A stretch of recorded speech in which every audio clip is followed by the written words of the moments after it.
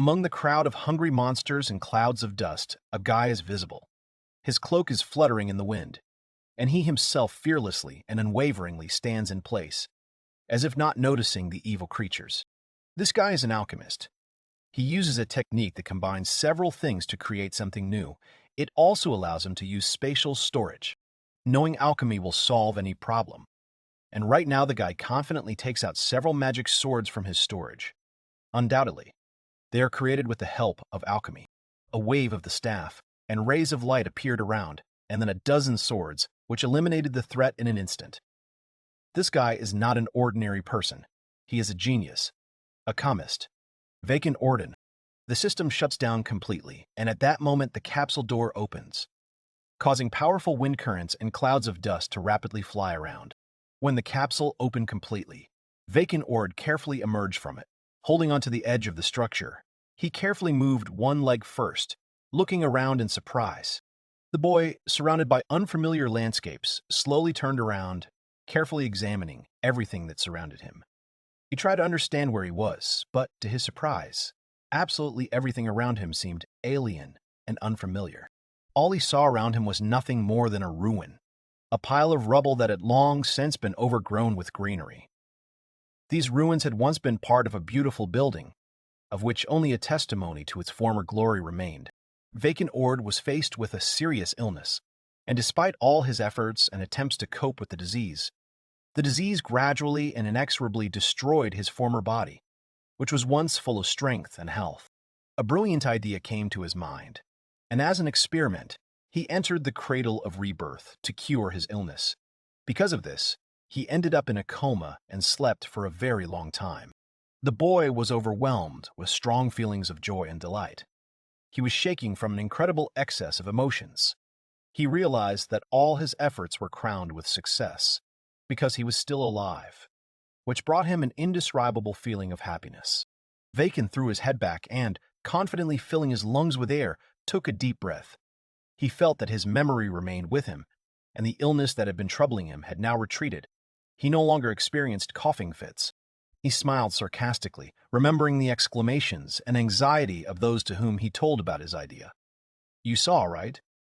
My experiment was successful." The alchemist chuckled. The hero, suddenly turning around, noticed his reflection in the mirror and was overcome with surprise at what he saw. It was an unexpected sight that made him stop and carefully examine his image. The body has become impressively youthful, as if it were 20 years old again, returning all the freshness and energy that was inherent in it in its youth. However, this was not sad news at all, as the memories of the past remained with him, and inside he was still over 40. Vaiken, feeling a surge of joy, with a wide smile on his face, announced his determined intention to continue his in-depth research in the field of alchemy, which he loved so dearly. However, there was still one more, no less important question. What happened and why was the laboratory in such a state? Snapping his fingers, the alchemist ordered the test to be launched. The boy wanted an explanation from Zosimus. In the silence, Vaiken's demand to his faithful assistant sounded. A small light, reminiscent of a bright star, suddenly descended from the sky itself, emitting a blindingly bright light. Zosimos' answer came to the air. He is a fairy artificially created by Vaiken. The guy happily greeted his friend. It seemed they hadn't seen each other for a long time. Zosimos only responded to the owner's request. Verification completed. 521 years and 17 days have passed. Vaiken, unable to believe what he had just heard, asked again. Fear gripped him. He exclaimed, believing that this could not be true. 521 years? There was horror in his voice, unable to comprehend that such a thing could happen. He threw up his hands and asked in amazement if he had really slept for so long, to which he received the answer. The alchemist had slept for 521 years inside the cradle of rebirth. But what happened to the lab? Where is everyone? What happened to the Modus dynasty? There were many questions, but unfortunately there were no immediate answers. It is necessary to check the archives. Because Zosimos was in sleep mode, after checking the archives, the assistant reported that there was nothing left. The hero screamed in surprise. How could this be? The sages no longer function, so the data from the archive may be inaccurate. The hero wondered, what happened? War? Catastrophe? He needed to calm down. Zosimos advised him to write everything down. The hero sat down to write down everything that had just happened and what he knew about his rebirth, about how long he slept.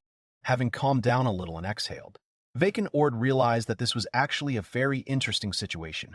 And indeed, all this was a simply, amazingly curious thing for the alchemist. He even became enthusiastic. Not only did he manage to be reborn, he also found himself in another time. The hero and the fairy rejoiced. It was a success. So much time has passed. Alchemy has probably developed to unprecedented heights. The alchemist reveled in what had happened. So many new and exciting things awaited him. As a researcher, he was very eager to look at the wonderful future. Now, it was a completely different era.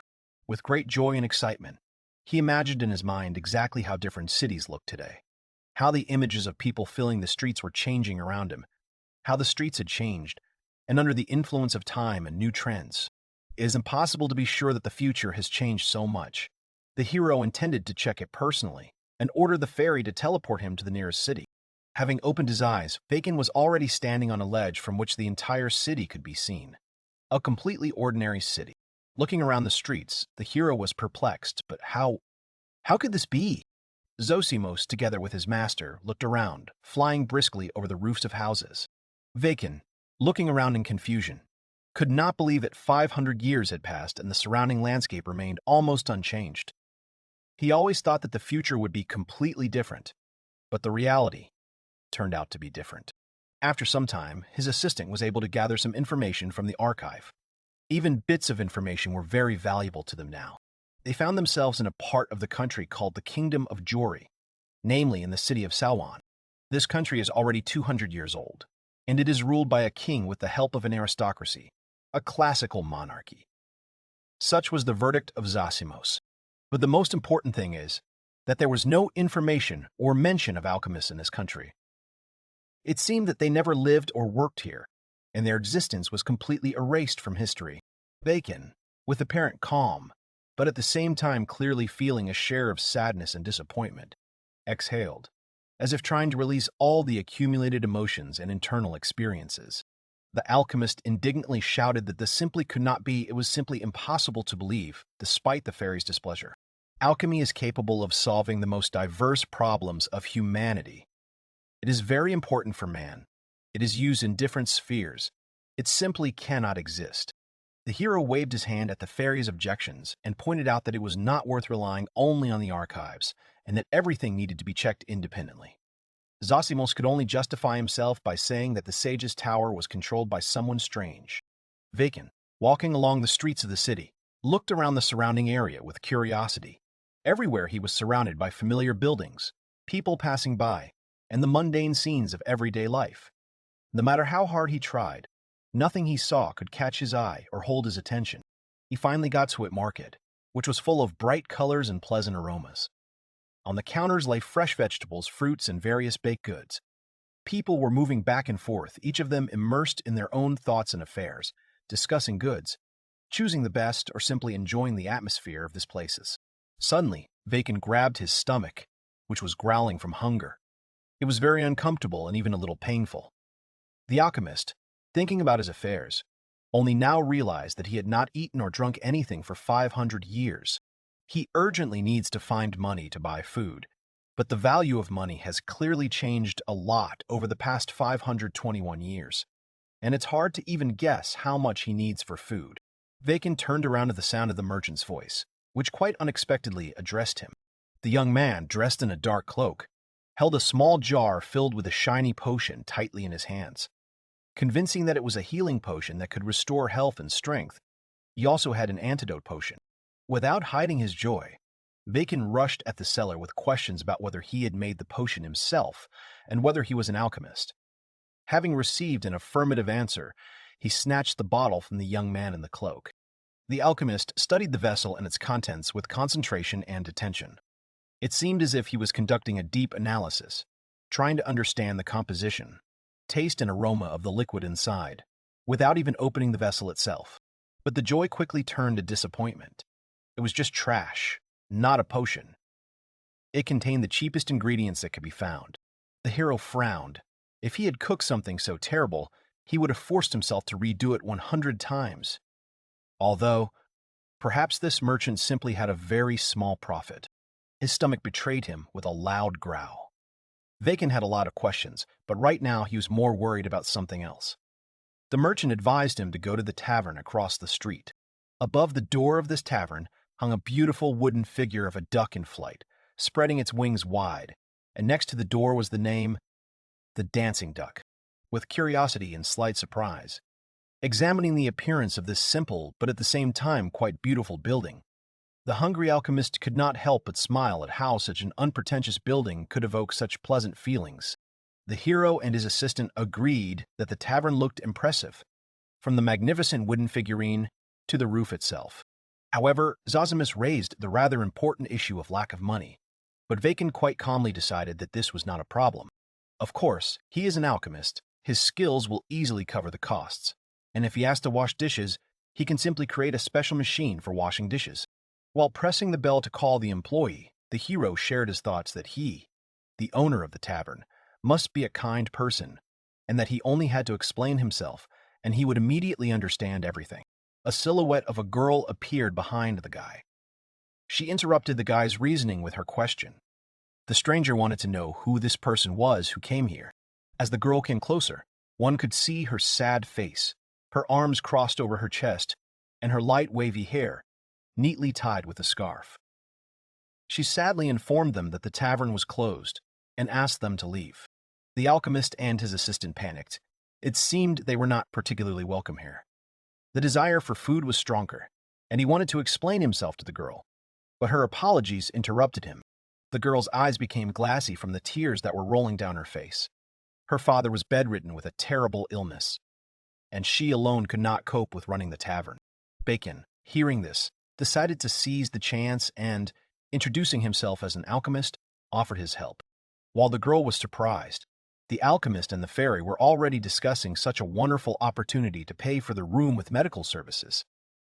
But it seemed that her surprise was replaced by anger. Interrupting their hasty reasoning, she swung her arm and hit the intruder in the face with all her might. A loud bang echoed throughout the building.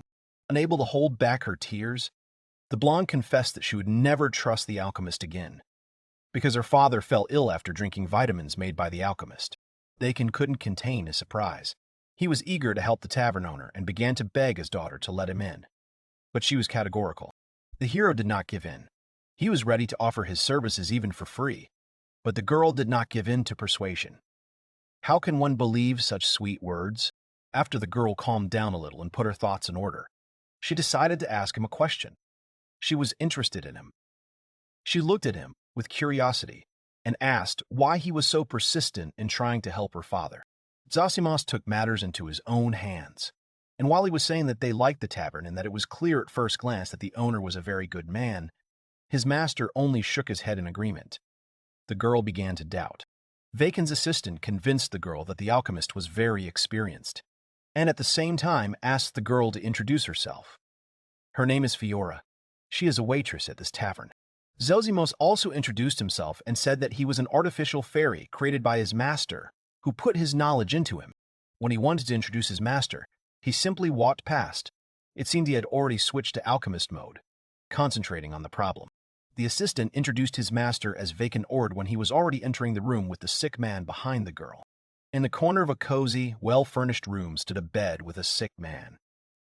He was carefully covered and did not move at all, as if he was already in another world. The alchemist came closer.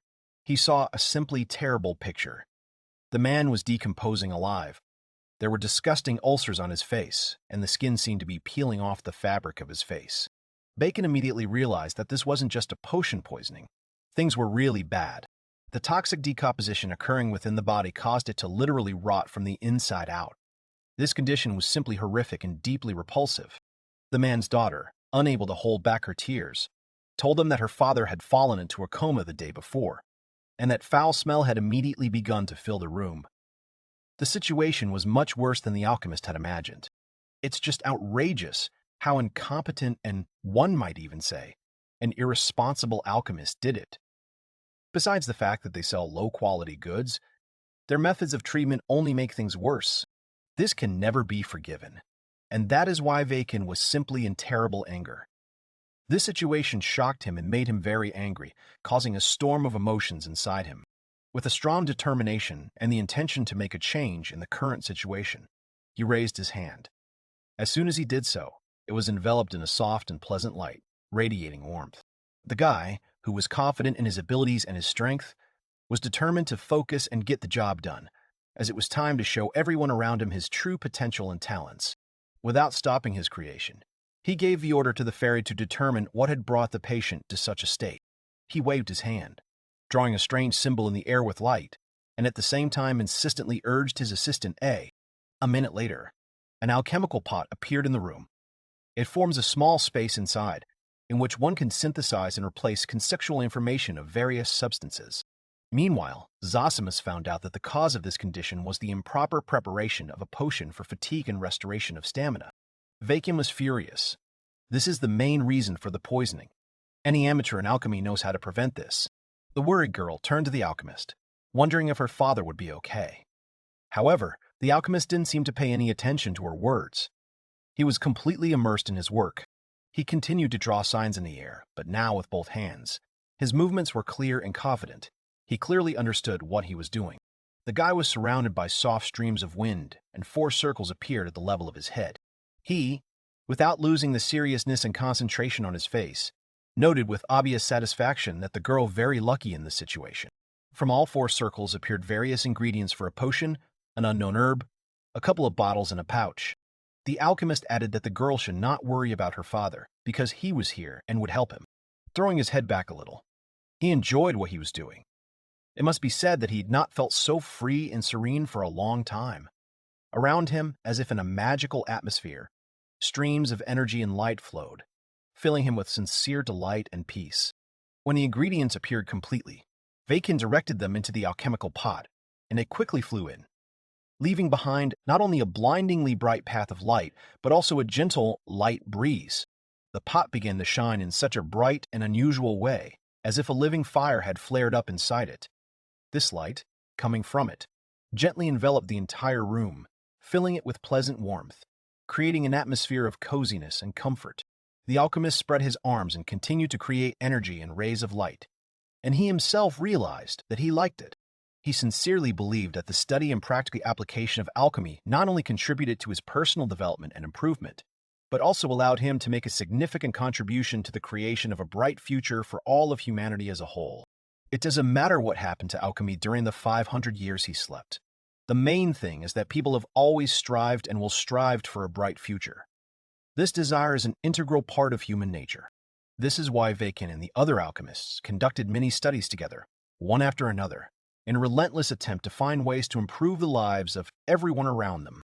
The alchemist remembered the faces of his comrades, who proudly studied new things with him and developed together, overcoming all the difficulties on their way. Closing his eyes and sharply crossing his arms in front of his face, causing a pop to resound throughout the room, the hero prepared for the final step. Shouting the command, "Create," he opened his eyes and sent streams of light flying around the room seemingly chaotically. However, after only a moment, they merged together, forming one bright and sparkling star that shone. The light went out, and the alchemist was already holding Arunia's spiritual medicine in his hands. It allows one to alleviate the symptoms of poisoning with the potion, and starts the process of body regeneration. Having received the order to administer the medicinal potion, Zosimus began to absorb the potion from the open jar like a sponge, after which he flew up to the patient and began to circle above him, releasing the contents directly onto the bed. The medicine fell on the tavern owner like some kind of magic powder, glittering and reflecting the sun. You could see how the skin on the man's face immediately began to clear up, acquiring a healthier color. Zosimus finished his work and reported that the body would recover in a couple of hours. It was already clear that the medicine had helped, and a barely noticeable calm smile appeared on the man's face. Vaiken turned to the girl and reassured her. Now everything would definitely be fine with her father. Although the girl did not share his joy, she was confused, completely not understanding what had happened. The alchemists, pleased with the work he had done, smiled. This medicine would weaken the man greatly, but he would feel better, and therefore it was worth giving him another 2-3 days to rest. Taking advantage of the situation to his advantage, the guy asked to stay in the tavern for a while in order to observe the patient's condition. The assistant was worried that the girl might tell someone about the strange flying cube, since no one here clearly knows about artificial creatures. But it seems Viola didn't even understand what it was. The young waitress burst into tears of happiness, and a warm and sincere smile appeared on her face.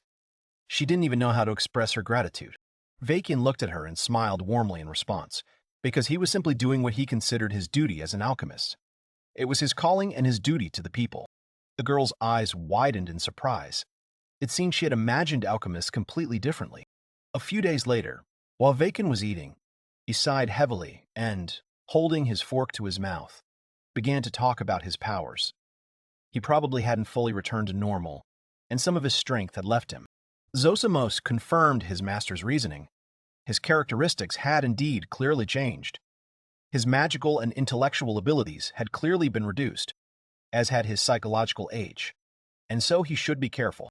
The sad alchemist resigned himself to the fact that he had become weaker, and he would have to live with it.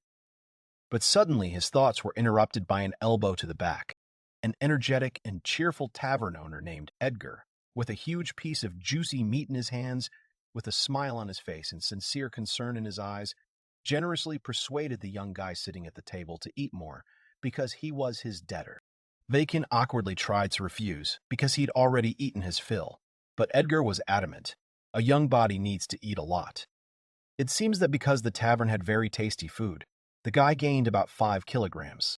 The owner of the Dancing Duck patted the guy on the shoulder and assured him that everything was free for him. But the alchemist carefully moved away and expressed his desire to pay for everything anyway. Edgar asked if Vaiken was going to join the Adventurers Guild, since it was the easiest way for a traveler to make money. But the boy just looked at him in surprise. Who were adventurers? The tavern owner pointed to a tall building outside the window and said that it was a guild and advised that I at least register there, just in case. According to the archives, the Avantarusts are the closest thing to alchemists in this time. They probably also make money by any means necessary. Full of determination, the legendary alchemist who had slept for 500 years headed towards the majestic building, and the grateful Ophiunana only waved her hand at him. The alchemist approached the bridge that led to the entrance to the guild. Banners hung on the building, and the guild itself had a watchtower and a beautifully decorated facade. Alchemy is not what it used to be. And now, a new threat is brewing. The first-generation alchemist was puzzled that he had slept for 521 years, was surrounded by a noisy crowd of rough men dressed in heavy armor. This armor only emphasized their physical strength. He always tried to live calmly and not provoke anyone. But as soon as he entered the guild, he was surrounded by men clearly showing their disdain and aggression towards him. The lost Vaiken, in a state of confusion and bewilderment, only raised his hands in a gesture of apology and, trying to clarify the situation, clarified what was wrong with him, why he caused such a reaction. Just an hour ago, the boy had walked across the bridge that led straight to the guild with full confidence and determination. He was eagerly awaiting what awaited him beyond these gates. He looked at it from the inside with admiration, and Zosimus, unable to contain his curiosity, also flew out to take a look around. There were beautiful candelabra hanging from the ceiling. The building itself had at least 2 floors. The first floor was filled with tables and benches, and the hall itself seemed to be filled with a variety of people. The adventurers, immersed in an atmosphere of joy, drank, ate, and chatted merrily. Drinks spilled on the floor and pieces of food flew in all directions, but no one cared. Vaiken was clearly anticipating and curious about the amazing and interesting things he would be able to see in this place. However, his thoughts were interrupted when he suddenly heard someone calling him. The stern warrior pointed his finger at the hero and said that this place was not suitable for small children like him. Of course, this could be expected, since he was being addressed by one of the veteran adventurers, Beowulf. Without losing his joy, Vaiken told how he came from a distant land and was told to look for work here. Beowulf was not happy with this answer. He grinned and asked if this was the reason why he wanted to become an adventurer. The guy, without losing his kind smile, continued to look at the stern warrior. The latter's face, apparently, was twisted with bewilderment and anger, which made him look even more menacing. The warrior, without thinking for long, suddenly turned around and, pointing his finger towards the reception desk, gestured for the boy to follow him. The other adventurers laughed. Beowulf was babysitting the newbie again. It seemed he liked that. Completely ignoring the laughter, the veteran called Shirley to register the newbie. The pretty girl clapped her hands and expressed her joy at meeting Beowulf and the newcomer. Her name is Shirley, and she is the administrator of the Adventurers Guild. Shirley offered to let Ward join them, but he refused, intending to be an adventurer all his life, and then, placing a heavy hand on Vaiken's shoulder, said that he would be one too. The administrator, with a warm and sincere smile on her face, warmly greeted the newcomer, who had just joined their renowned Adventurers Guild. The alchemist awkwardly scratched his head and said that he had no idea who adventurers were or what they did. Realizing that he needed to clarify the matter, the alchemist asked for a more detailed explanation. Shirley and Beowulf exchanged silent glances, and at that moment, it became obvious that his questions were not entirely appropriate and were causing concern. A couple of Vaiken's new acquaintances were horrified. The veteran pointed a shaking finger at the alchemist, asking how he could come here knowing absolutely nothing about adventurers. The first-generation alchemist awkwardly made excuses, used from a very remote place, while Beowulf was wondering where the guy was from, tribe or jungle.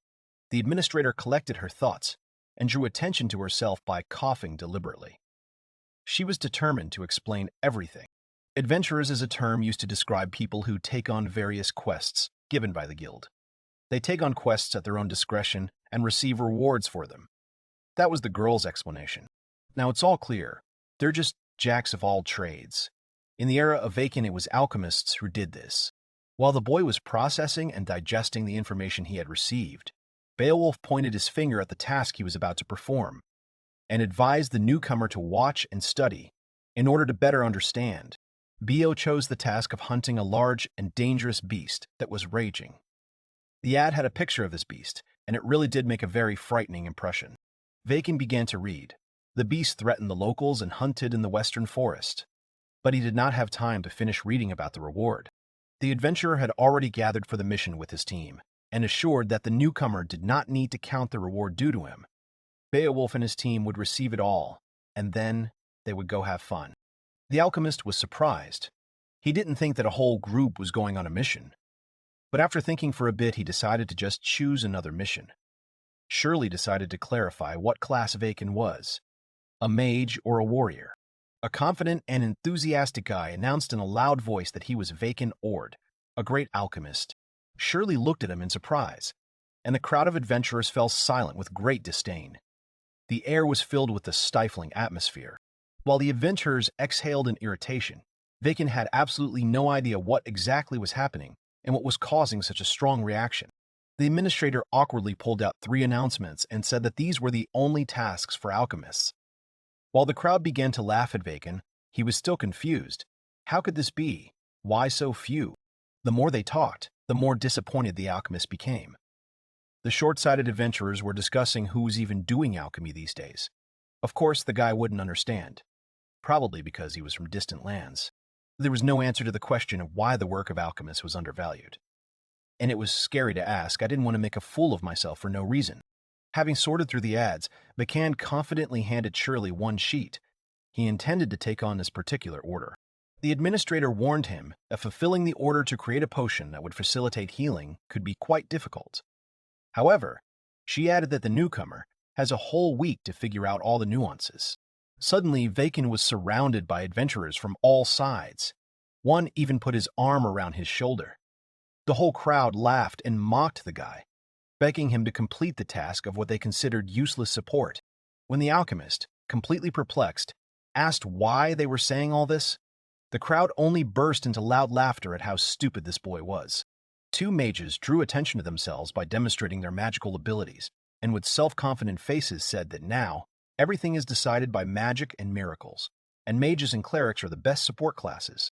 Having finished their speeches and self-praise, they added that they did not expect much from the newcomer. The main thing was that he brewed useful potions and gave them to them. That was the most he could do. Completely confused, Vaiken decided to ask if magic and miracles were really based solely on the use of magical and divine power, to which Ken received an affirmative answer. Then the alchemist thought, they can solve problems only on the spot, and for a short time they cannot use universal potions that can be prepared at any time. Everything fell into place, and this inspired the hero. This was the reason why adventurers united in groups. Otherwise, if they tried to act alone, they would have too many weak points and vulnerabilities. However, these words did not cause such delight in the crowd. The guy was surrounded from all sides, so that in the end he found himself practically pressed against the wall, unable to escape from this encirclement. The angry warrior screamed so loudly that the entire building and beyond echoed. How could an alchemist even say such a thing? It seemed Vaiken should have kept his thoughts to himself. But the crowd of angry adventurers did not calm down. They continued to swear. The skills of alchemists are nothing compared to magic and miracles, so the guy should quietly brew potions and play with pebbles. Vaiken Ordo was extremely disappointed that alchemy could have degraded so much in the 500 years he had been gone. He remembered the merchant he had met on the street a few days ago. Low-quality healing potions. That was the standard of quality these days. It seemed the alchemists were in the worst situation imaginable. Hopes were shattered by harsh reality, because the hero was sure that alchemy would develop to unprecedented heights and reveal to people many unseen secrets that could change the world. The guy turned around abruptly and, with a serious attitude, to the shouts and indignation of the crowd, headed towards the administrator.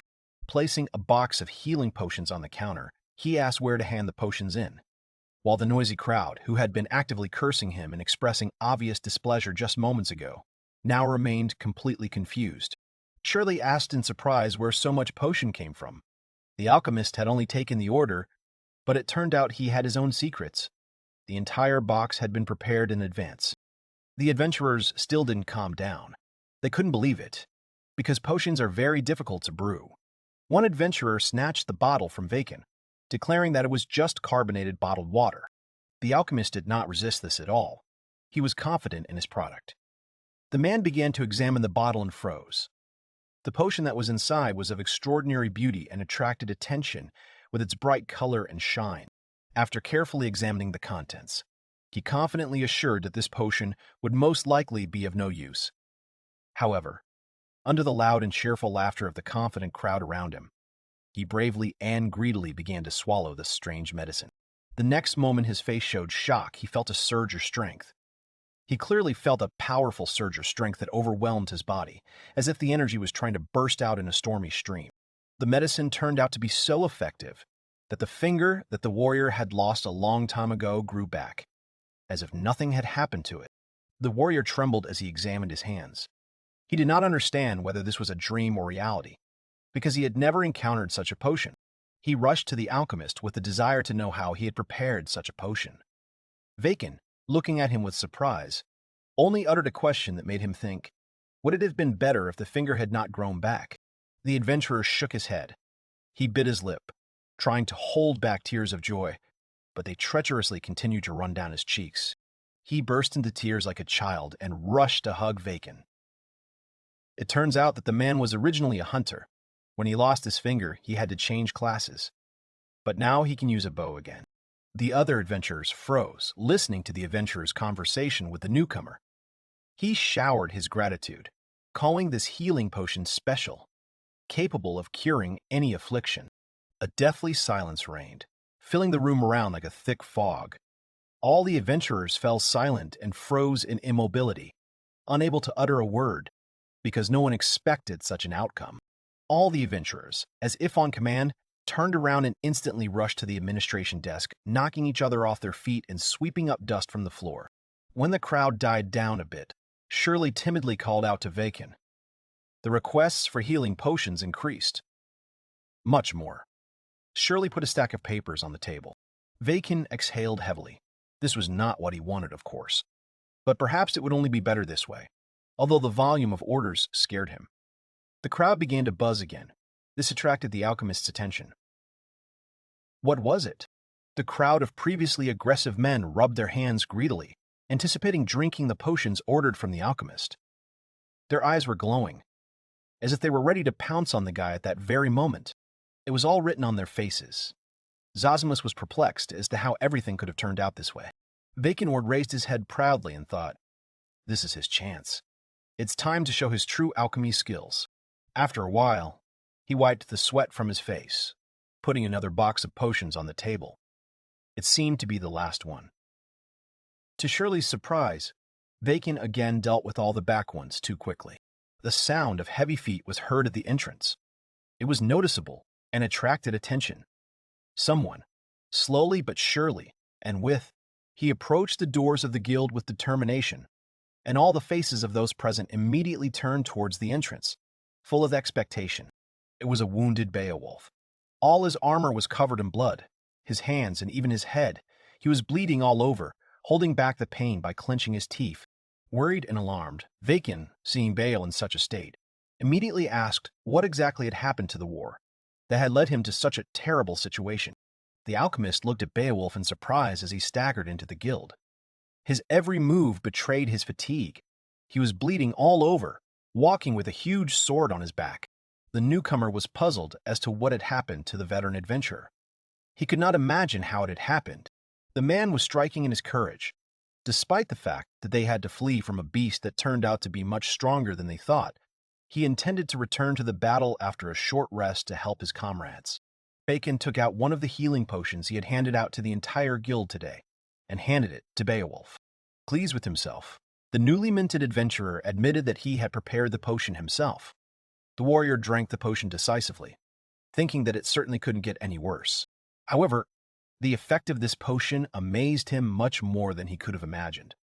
At that moment, he felt an instant and powerful surge of strength and energy that filled his entire body. His wounds were completely healed, as if the battle he had desperately fled from had never happened. He looked with surprise at the wounds where blood had been running just a minute ago. When Beowulf turned to ask how the alchemist had done it, the newcomer was already surrounded by an admiring crowd. Everyone applauded him, thus making him feel a little awkward and embarrassed at being so closely watched. The warrior didn't quite understand what had happened, but he was glad that Bacon was in the spotlight, and that his potion really helped heal his wounds and restore the strength lost in battle. He decided to head back and help his comrades, but the alchemist stopped him. With an expression of insistence on his face, he extended a few bottles, offering him to take them with him, assuring him that they would prove very useful. The veteran accepted the help and left, waving his hand and promising that upon his return they would drink together in honor of the victory. Zosimos expressed hope that the warrior would cope with the monster. The assistant also reported the discovery of traces of the sage's tower, just in the direction of the western forest, where battles with monsters are currently taking place. Vaiken Ordo was inspired. This is excellent news. The sage's tower can be used as a house and at the same time store his alchemical materials and tools there.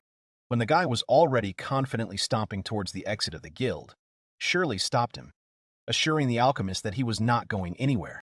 It was absolutely clear that Shirley was determined. She asked the frightened Vaiken if he had read the license agreement of the guild he had recently joined. Having heard a negative answer, the administrator decided that it was time for her to explain in detail to the newly minted adventurer the key rules and regulations that apply in this place. The guild has a ranking system, from 10, the lowest, to 1, the highest. Tasks are given exclusively depending on the rank. Tasks can be taken strictly in accordance with the current rank. This ensures that members will receive tasks that match their skills and experience. Bacon was clearly upset to learn that he started at rank 10 and therefore couldn't go hunting for dangerous monsters with Beowulf's team. Besides, Shirley was sure that an alchemist had no place on the front lines. The administrator laid out a stack of orders, indicating that the guy could choose any of them, but not any other. The girl, smiling, took the top sheet of paper and, expressing interest in what was there, tried to attract the newcomer's attention. When Shirley realized that it didn't help, she carefully approached him from behind, poked him in the shoulder and whispered in his ear that if she drank from him, who knows, she might even fall in love. Obviously not expecting such pressure, the guy immediately rushed to the exit, running away from the threats and leaving behind the grinning girl.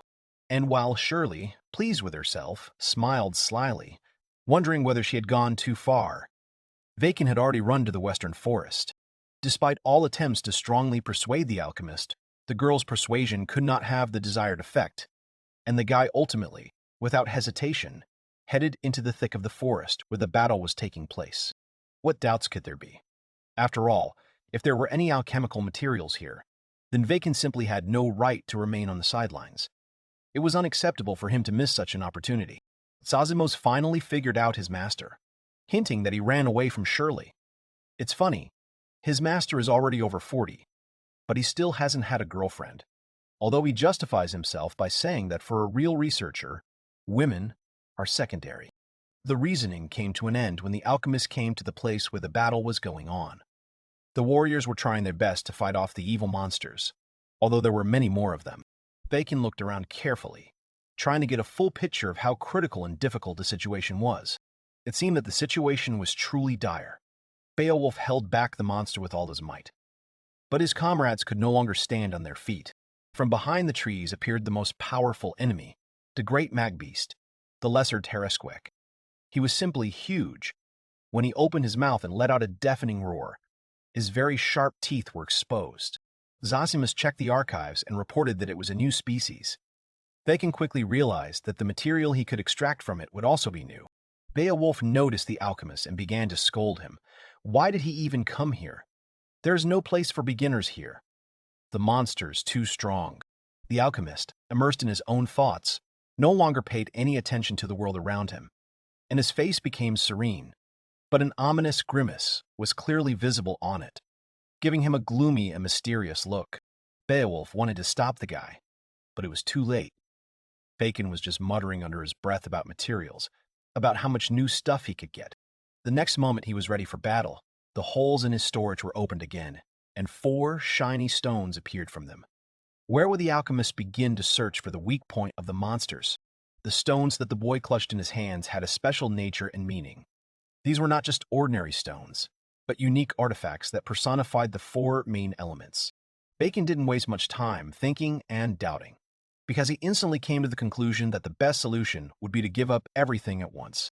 While Beowulf's crew watched what was happening with their mouths open in bewilderment, the alchemist launched all 4 stones at the monsters with all his might. Some were burning alive in the fire and could not put themselves out. Others were frozen in blocks of ice. Others were lifted into the air by the wind, like a tornado, and thrown back to the ground with a roar. And others were also not so lucky. They suffered from lightning strikes. The adventurers were at a loss as to what this was. It wasn't even magic, but the effect of objects. They had probably never encountered such power before. Vaiken didn't even think about stopping. He continued throwing stones, which Beowulf and his team barely had time to dodge. Only when the entire clearing was strewn with the carcasses of defeated monsters did the alchemist finally stop, and the previously heard roar of pain from these creatures gradually died down, dissolving into the air. The guy didn't even have time to understand what the weakness of these monsters was. They turned out to be too frail. But surprise did not leave the faces of the adventurers. Chuckling, the satisfied alchemist decided that fire was the most effective after all. In fact, he didn't even realize how terrifying he looked at the moment, completely immersed in his thoughts and thoughtful amusement. But now the warriors felt complete horror at his presence. He really did look unexpectedly terrifying to them. Vaiken turned his head, still with the same creepy grimace, and turned his attention to the last monster left alive after his elemental stones. He stood right in front of the huge and loudly roaring monster, not showing a drop of fear, not flinching from its piercing roar, as if already throwing him a real challenge, ready to enter the fight. Circles appeared on the floor from which streams of light emerged, surrounding the alchemist. What was the weakness of this monster? How to attack it? The guy intended to find out all this. Magic swords of all elements began to emerge from the circles along with the lights. Vaiken was serious. He was clearly interested in what potential this huge monster had. The next moment, the guy took out a magical instrument and a reliable weapon from his storage, the alchemist's staff. When he took it out, he immediately swung it and gave himself the command to begin. All the swords he took out instantly turned their points toward the monster, ready for a decisive blow. The next instant, they simultaneously began moving in the same direction at the speed of light. Dozens of swords fell upon the little Tarrasque in an instant. The monster could only growl helplessly in pain. However, the monster turned out to be not so simple and still continued to stand confidently on its feet, suddenly becoming a source of surprise, not only for the alchemist, who expected a greater effect from his actions, but also for the entire team of adventurers, who watched what was happening with bewilderment and shock. With one sharp jerk, Vaiken cut off the head of the monster, which was the main one in this group and also the last remaining monster. The huge carcass and head fell to the ground with a terrible crash, drenching it with oozing blood. The monster was definitely defeated. The adventurers just sat there and watched everything that was happening with their mouths open. How could an alchemist do all this and at such a young age? And the most terrible thing about all this was that the first generation of alchemists, 500 years ago, were engaged in collecting materials on their own, and not just sitting in laboratories over potions. And this monster became just another victim of one of the most dangerous alchemists, Vaiken Ordo. A smile never left his face when, armed with a sharp knife, he carefully and greedily cut out the valuable and rare material he needed for his dangerous experiments. After some time, Vaiken was already in the tavern, the Dancing Duck. Suddenly, a bag full of coins fell on the table with a clanking sound. The coins scattered across the table, creating even more noise. The alchemist looked up from his work and asked Beowulf what kind of money he had poured out, to which he received an answer. It was part of the reward for killing the lesser Tarasquek, although the boy had only the materials he had collected. The adventurer shook his head. Sharing a well-deserved reward is one of the main rules of adventurers, and therefore, he was not going to retreat. The warrior even made a deal with the administrator, telling him that Vaiken was a temporary participant, although it was not his assignment. Having stopped objecting, the guy accepted the money, deciding to invest it in opening a laboratory. And while the guy was expressing gratitude to Beowulf for the funding, he became interested in what the alchemist was cooking. He was very happy with the question and decided to demonstrate his creation. Vaiken was inventing a stove that didn't require wood. He proudly presented his creation, which had 40 temperature settings, a fire protection system, and a heat-saving function. Beowulf had already begun to brush off the persistent stories of the guy who simply wanted to leave the personification of the wisdom of alchemists in this tavern, when suddenly Theo came in. That's what Vaiken called her. The girl smiled happily, folding her hands to her chest. She seemed to be inspired with joy when she saw this amazing invention. Seeing such reaction, the alchemist pointed his hands at the stove and offered the girl to use his creation, expecting that she would rush to hug him as a sign of gratitude. It seems that Vaiken miscalculated somewhere, because this joy was directed not at him and his creation, but at Beowulf.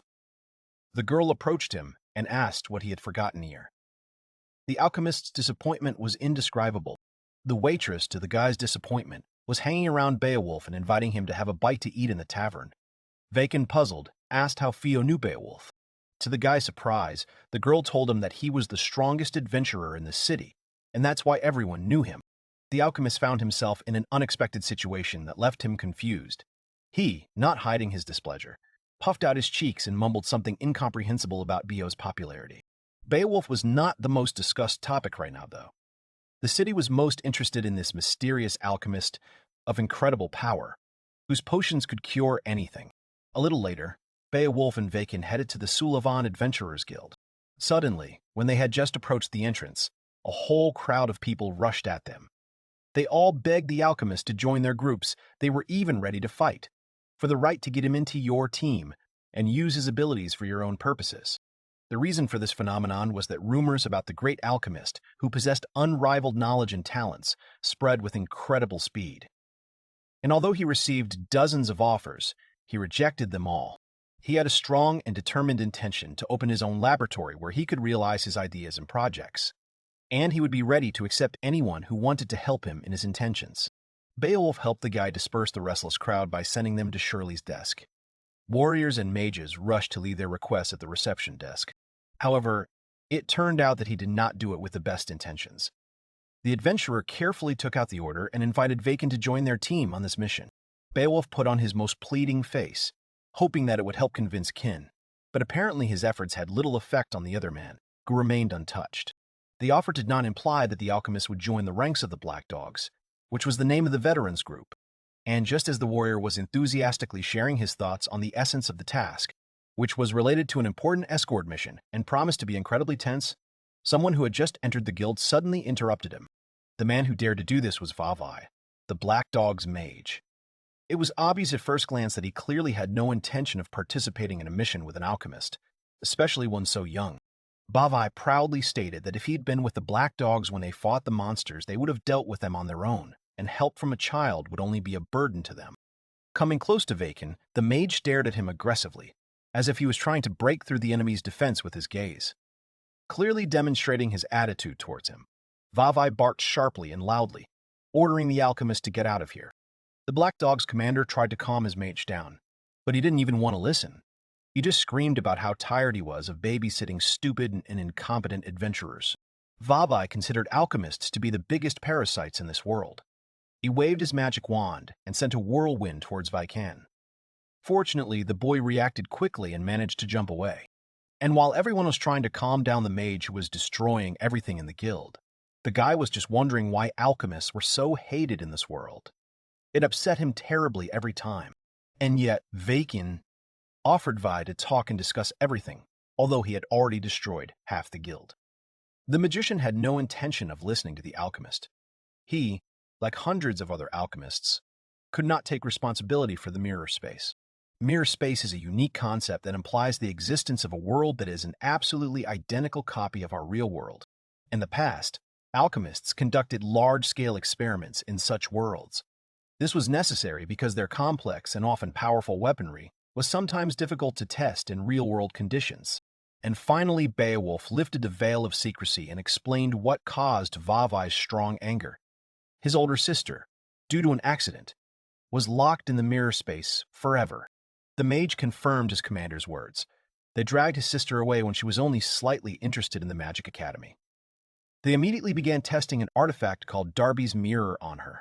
It seems that this artifact was disposed of about 500 years ago. How did it end up in this era again? Vavai only became more and more angry.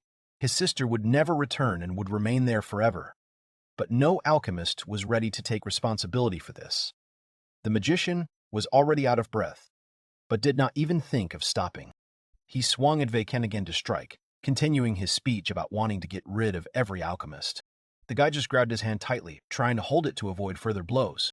Vaiken, despite the heated passions and rage that literally emanated from his opponent, was amazingly calm, and even smiled at Vave, who was seething with anger. The alchemist decided that he definitely had to help him. The mage got even more furious about this. What could this boy do? Vavai spent his whole life becoming a mage just to find his sister. He learned that he needed the sacred bell of Fulcanelli to do this. The adventurers had only heard about such an invention, that it only exists in fairy tales. That is why Vabe was completely desperate. He understood that his little sister would remain there forever. If only he had this bell, he would definitely be able to bring his older sister back. The mage, overwhelmed with grief and despair, could no longer hold back his tears. He clutched his head, feeling his heart breaking, and while the other adventurers sympathized with their comrade, Vaiken probably had something in mind. Smiling slyly, he reached into his pocket. It was from there that he took out the sacred bell of Fulcanelli and, smiling, handed it to Vavai. It seemed like a mockery, not a funny joke. The magician had been looking for a way to save his sister for so long, and then the boy did it so easily. He just took a bell out of his pocket, which doesn't even exist in this world. The alchemist explained that it was indeed the sacred bell of the Fulcanelli. However, Vavai, along with the commander of the Black Dogs, only became angry at what they heard, perceiving this statement as a cruel joke, unacceptable in their serious situation. Then Vaiken also took out a mirror, intending to demonstrate. To pull out those who got stuck, and to deal with accidents, the sacred bell of Fulcanelli was created. When the theory of mirror space was first written, many different artifacts were created that did not work quite correctly, leading to accidents. As he prepared to use this mysterious artifact, Vaiken exhaled deeply. A feeling of irritation and frustration was growing inside him, as everything that was happening around him definitely caused him great upset. In his time, this bell was made on every corner. However, the Royal Academy, being one of the most prestigious higher education institutions, does raise questions as to why it is unable to solve such a seemingly simple problem. The guy went deeper into his thoughts, continuing to search for the girl in the mirror space with the help of the bell. He could not get rid of the obsessive thought about whether he would be able to revive alchemy in this world. The alchemist found her. He pulled her into this world, and the room was filled with a bright, blinding light coming from the mirror. The guy jerked his hand, trying with all his might to bring the girl closer to this world. In the bright light, the figure of a girl gradually began to emerge, as if floating out of the mirror, accompanied by this amazing and magnificent glow. When the girl flew into this world completely, the mirror broke into small, sharp pieces. These fragments flew around the room with a loud sound, creating sparkling flashes and giving the atmosphere even more mystery. There was a slight blush on the girl's face, and she seemed to be fast asleep. A light breeze that arose from the parts of the mirror flying in all directions slightly tousled her hair. No one in the room expected this. Only Vaiken smiled confidently. He had done it again. The girl fell right on her rescuer, but he, fortunately, caught her successfully. Fortunately, he was prepared for such a development of events and managed to successfully catch her, thus preventing possible injuries and consequences from her fall. Vaiken explained to the sobbing Vave that although he had saved his sister by finding her in the mirror world, she was now very weak and needed a week of rest, and then she would be able to live like before again. He handed the girl over to his sobbing brother. He couldn't believe that all this was really happening to him. He had long ago given up, and was fixated only on revenge on everyone who, in his opinion, was guilty. Vavai could not contain his feelings, and continued to cry without stopping, as he was simply overwhelmed with joy that he was finally able to meet his dear and beloved older sister, whom he had not seen for so long. The crowd of adventurers watching from the sidelines were both touched and shocked by what was happening. What else could Vaiken do? What would he surprise with next time? The magician, feeling the full weight of his actions, fell to his knees begging for forgiveness for his disrespect for the young alchemist. Even though he was over 40, he was profuse in gratitude and apologies. Vaiken was pleased with the work done, and only smiled sympathetically at Vavai. Beowulf suddenly interrupted this very touching conversation with the news that they were leaving tomorrow for the mission he had spoken about earlier. A little later, the adventurers, tired from a hard day, were resting in the Dancing Duck. Fio was clearly displeased. She puffed out her cheeks in a childish, petulant gesture and glared at Vaiken resentfully, as if she expected him to react to her displeasure. Ken tried to explain that Bio had forced him to go with them, but the girl just snorted and turned away. How could he deceive her? He had promised to go with her to the party tomorrow. One of the adventurers, observing the situation, burst into loud laughter. He had never seen Fio like this. Apparently, she really liked the alchemist. The girl bit her lip in shame. But when Zosimo suggested that they retire, she could not stand it. The next day, already in the morning, the adventurers were standing on the street. They had finished all the preparations and were ready to begin the task. However, this idyll was interrupted by a shout from a man in glasses. It was a scientist from the Royal Academy, Gizar. He was actively dissatisfied and indignant about the fact that an alchemist took part in the expedition, which, in his opinion, was completely unacceptable. While Vaiken was awkwardly scratching his head, Bio persistently tried to convince the experienced scientist that the decision to take the alchemist with him would be very successful, and that in the future he would not regret his choice. Gizar, his teeth clenched tightly with rage and indignation, growled with a sense of determination that he should not be taken for a stupid and naive child. He declared that alchemists were only vulgar, pseudo-competitors for real scientists. The captain of the Chirpnikami Suf assured that they would not go without this guy, and in that case the scientist would be able to set off on the road alone, without their accompaniment. Zosimos poked his master's head cautiously. He wanted to warn him of his premonition, that this mission would be dangerous. But that was precisely why Ken had agreed to go with Bio's team. This was a mission to escort Professor Gizar to the ossuary tower located in the ruins near the Dunatek River basin. After the rainy season, there are many monsters around the destination. The conditions are too unsuitable for exploration with a group of civilians. On the other hand, after the rainy season, there are many plants and seafood to be found there. Bacon thought he might find something useful there. The guy made an attempt to convince the scientist on his own that there was no reason for any worries or concerns. He insistently assured him that he would not interfere with his important research in the future. Gizar just waved his hand irritably. In his opinion, such obvious things did not need to be voiced. Some alchemist would not be able to interfere with his noble research. The disgruntled scientist reminded him, "Time is money. Time to get to work," and trudged off to the cart. The alchemist breathed a sigh of relief, and Bio, patting him on the shoulder, headed after Gizar. The long-awaited journey finally started, and a group of several people enthusiastically set out. At this point, they have covered only a small part of the planned route. Kim was talking to his assistant. It had been a long time since they had traveled by cart. They'd used the fast teleport too often. Sometimes it was worth just relaxing like that. The conversation was interrupted by a member of the Black Dogs, Oscar, jumping out of the cart.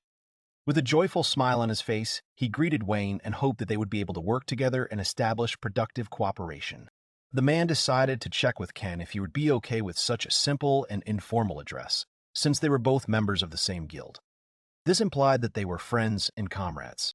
Oscar's sister, Miskell, threatened her brother that he shouldn't relax. They were at work. Vavai, on the contrary, told the alchemist to relax a little. He was with the black dogs. But Miskell was right. Zosimos told his master that a group was approaching from the right side of the road. Ken immediately informed the black dogs about this, but they did not turn off the road. Just a few minutes later, the horse-drawn carriage was surrounded on all sides by armed bandits who acted quickly and in a coordinated manner. The demand they made was quite standard for people of their world who lived their way of life. They were looking for something truly valuable and meaningful, while threatening immediate death to everyone in the carriage, without exception. The scientist, overcome with fear and confusion, quickly found shelter behind the backs of the brave adventurers who were clearly dissatisfied and outraged by the unexpected meeting. While the bandits, full of evil delight, cackled and laughed, the Black Dog team quickly climbed out of the cart. They immediately lined up, ready to repel any threat and protect Gizar. While the scientist was panicking, Bio was already thinking about battle tactics. He turned to Vaiken and offered to take on two of them. But the alchemist was lost in his thoughts again, completely ignoring the others. The guy was arguing that bandits hadn't changed a bit, and even after 500 years, all they could do was rob and kill. Ken stopped his arguing and turned to Beowulf. With a completely blank expression on his face, Ken finally asked if it was a crime to put someone to sleep permanently. While Beo was perplexed, the bandits, who clearly felt confident, laughed and rushed to attack the adventurers. Indeed, someone who's afraid of punishment should not even raise a weapon.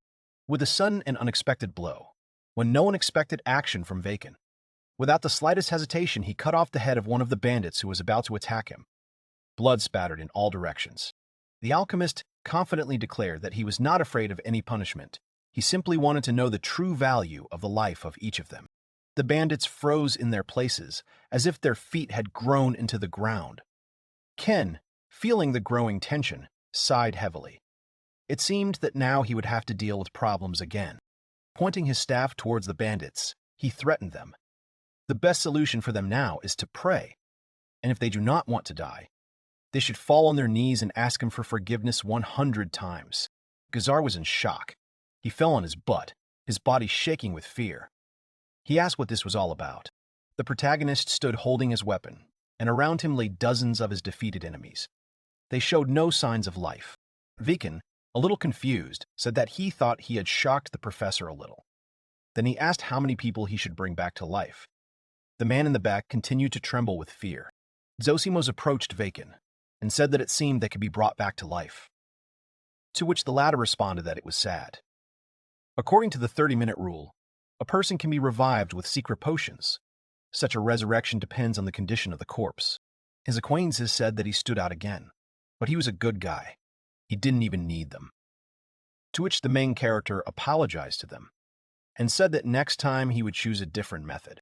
After some time, their carriage moved on. They rode through the plains, Gazar still trembling with fear, biting his lower lip with his teeth. The protagonist apologized for the fact that he had indeed gone a bit overboard, to which he was told not to pay attention. Aristocrats were always cowards, all because they themselves never lift a finger, but only sit in chairs. At this point, Zosimos interrupted them. He turned to Vaiken, calling him Lord, and said that he had finished what he had asked him to do. The main character thanked him. The assistant said that he was too kind. At that time, the enemies came to their senses. Zosimos said that they all should have come to life. Moreover, he dug into their heads. He does not think that they will take the path of a bandit. Vaiken told him not to say that because they are people, and because even when they make a mistake once, they can make it a second time. The protagonist thought about how in his era, people started wars over and over again. They used weapons made by alchemists to kill each other. Even bandits were armed with alchemist weapons. He'd also made a mistake when he naively assumed that this would not happen. At that time, he continued to drive the cart. The protagonist went deep into his thoughts. His face became sad. He thought about how many times he had already made mistakes. At the same time, the commander turned to the professor and asked if he understood why they took Vaiken with them, to which he answered positively. At that moment, the guy said that they still had a long way to go, so he should get ready. During the rainy season, there is a lot of water here. They can't go further by carriage, so they abandoned their vehicle and went on foot. Then they should meet a giant crab, a monster. They will all fight with it. Behind the last enemy, they will encounter a giant slime, and after it, there will be large water insects. All this looks very scary. As soon as night falls, a crowd of skeletons will crawl out. These monsters will surround them. They will have a hard time confronting them. However, in order to achieve victory, the main character will use his weapon. A huge energy barrier will emanate from it, which will defeat all enemies with its power. The professor was shocked. At this point, the man was asked again if he was glad they took the main character with them. He was already getting angry and said that he realized how cool he was. The other man said that the biggest problem was still ahead. It's foggy here because of the rainy season. It remains to wait until it clears up. So they decided to eat. Everyone agreed. Gizer said that they were talking like that. They had to go faster. Did they really think that he was just in such a hurry? To which they replied that they were thinking about his safety. The man said that they were adventurers, so they had to come up with something. Another man stood aside. He said that the professor seemed to be obsessed with his work. Vaiken asked if research was really that important. They answered that he was sort of researching the history of magic. He was interested. After some time, they reached a new object. It turned out to be a tower, an ossuary. They were glad that they finally got to it. The protagonist at that moment thought that there was no doubt that these were the ruins of the Tower of the Sages. The team turned to the professor and said that there might be monsters ahead, so they shouldn't run forward, and then asked if he understood that. To which Khazar asked what he was saying. He didn't have time. He had to quickly solve the mystery of this tower and get himself a place in the academy. After that, the man quickly ran towards the facility. The others just thought about how much trouble he was causing. Vaiken wondered why he didn't have time, to which he was told that this tower disappears immediately after the rainy season ends. No one knows why this happens. Vaiken said that he understood everything, and thought to himself that perhaps some functions of the Tower of the Sages still work. Is it really the fog that is everywhere here? It is from the bones. Radically fills the tower with bones and instead of knowledge. The protagonist turned to Zosimos and said that he had begun to act, to which he replied that he was beginning to restore the archive.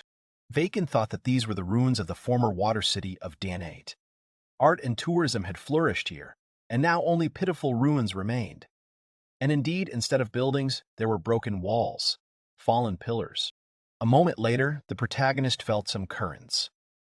Zosimos addressed him, to which Vaiken said that he noticed that something was felt in the air. Then his assistant suggested retreating now.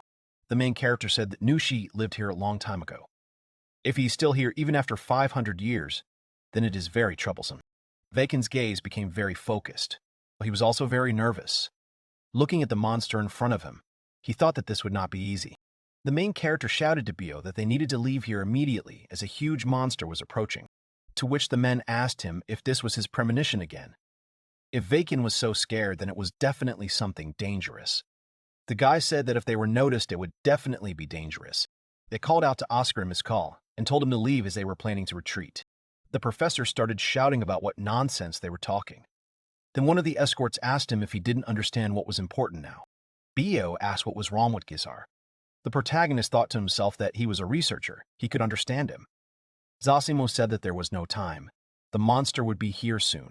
At that moment, the monster reappeared from under the ground with pieces of the surface flying in different directions. His acquaintances were shocked by what was happening. It was a giant monster, the Danit Deathworm. Everyone started shouting that they had never seen such creatures before. Someone said that they were very disgusting. In addition to the huge monster, small worms also appeared. Vaiken said that these were his children. You need to be careful. He also said that they are all very insatiable and quite ferocious. There are also more than 100 of them. We need to get away from the mud and water right now. His friend asked if they could handle them at all. After that, he called out to the professor. The bald man said that Gizar ran away from the monsters towards a destroyed building that looked quite dangerous, to which everyone asked him about it in shock. Zazimos said that in a combat situation it would have been better for him to be with them, but now he ran away, and that was bad. The protagonist agreed with him, but thought to himself that he couldn't just leave him to die. His conscience wouldn't allow it. Vaiken clenched his fist and said firmly that he had no choice. Then a voice came from behind him, saying that he really had no choice. He was scared. It turned out to be his friend. the commander, who asked him whether he really wanted to risk his life for someone who disregarded the lives of his escorts.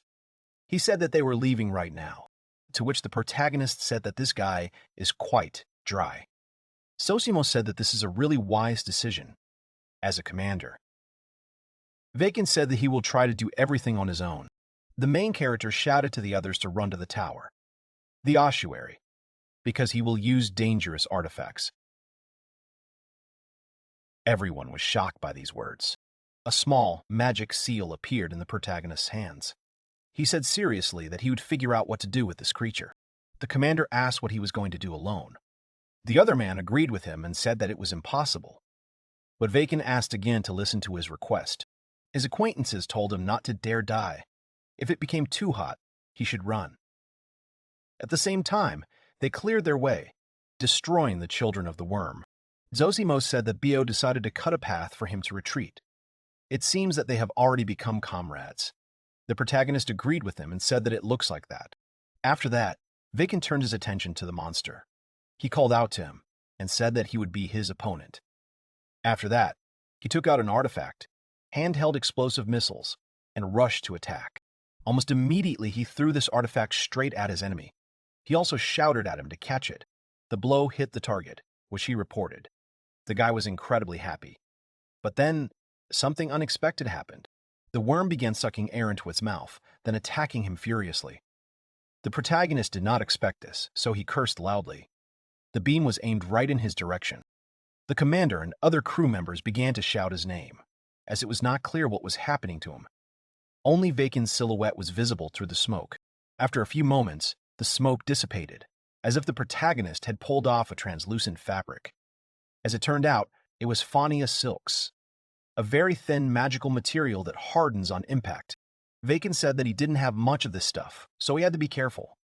Then he decided to do something different and drank the hero's potion. It significantly increases physical abilities. After that, he threw the potion bottle back without even looking back. He looked determined. He said that they were starting the battle. The main character started to circle around the monster. It was very fast. The worm tried to attack him again with its beam, but the guy managed to dodge the attack. However, as it turned out, Vaiken decided to use his trick and the worm body exploded. His acquaintances said that it was amazing. Now they understood why he told them to move away. The professor asked if this was the alchemist's power. The protagonist thought that the defense was strong and damage almost didn't go through. If he didn't have to finish the fight, then maybe it would have worked out that way. But would he really have to use it? At this point, Sosimus asked how he could help him, to which Vaiken replied that the most important thing was that he not let the weaklings near him. His assistant said that he understood. At that moment, his cubic body began to glow. These rays diverged to the sides, thus dealing with the children of the worm. The many enemies were defeated. Vaiken asked about when Zosimos had managed to learn magic. Then he added that thanks to him, he had managed to finish his training. He had something special for him. A small dark sphere began to appear in the protagonist's hands. Continuing to hold it in his hand, he moved away from the spikes that the worm launched at him. However, one of them still scratched his face. The main character was very angry about this to himself. He abruptly launched the sphere towards the worm. After that, he said that everything was ready. Vaiken himself did not close his eyes for a minute. After that, everything around was in smoke. A moment later, the smoke cleared. It turned out that everything around, including the monster itself, was frozen. It turned out that these were ice drops. The artifact, with the help of the movement of the surrounding molecules, creates absolute zero. Everyone started asking what it was, how it all turned around in one moment. Zosimos said that they had to use a lot of artifacts, and he didn't think that Vaiken would have to use ice drops, to which the main character closed his eyes, took out his weapon, and said that nothing could be done. The enemy was serious. But they dealt with him without human losses. Vaiken then launched his staff straight towards the worm. It hit its body, causing it to shatter into tiny pieces. All the men were shocked by what he had done. The broken worm began to fall to the ground in pieces, breaking even more. The main character stood among these blocks. Vaiken had a big smile on his face and it was red. He had a magic stone in his hands. He said that the magic stone they would get from the worm could be worth much more than the one in his hand.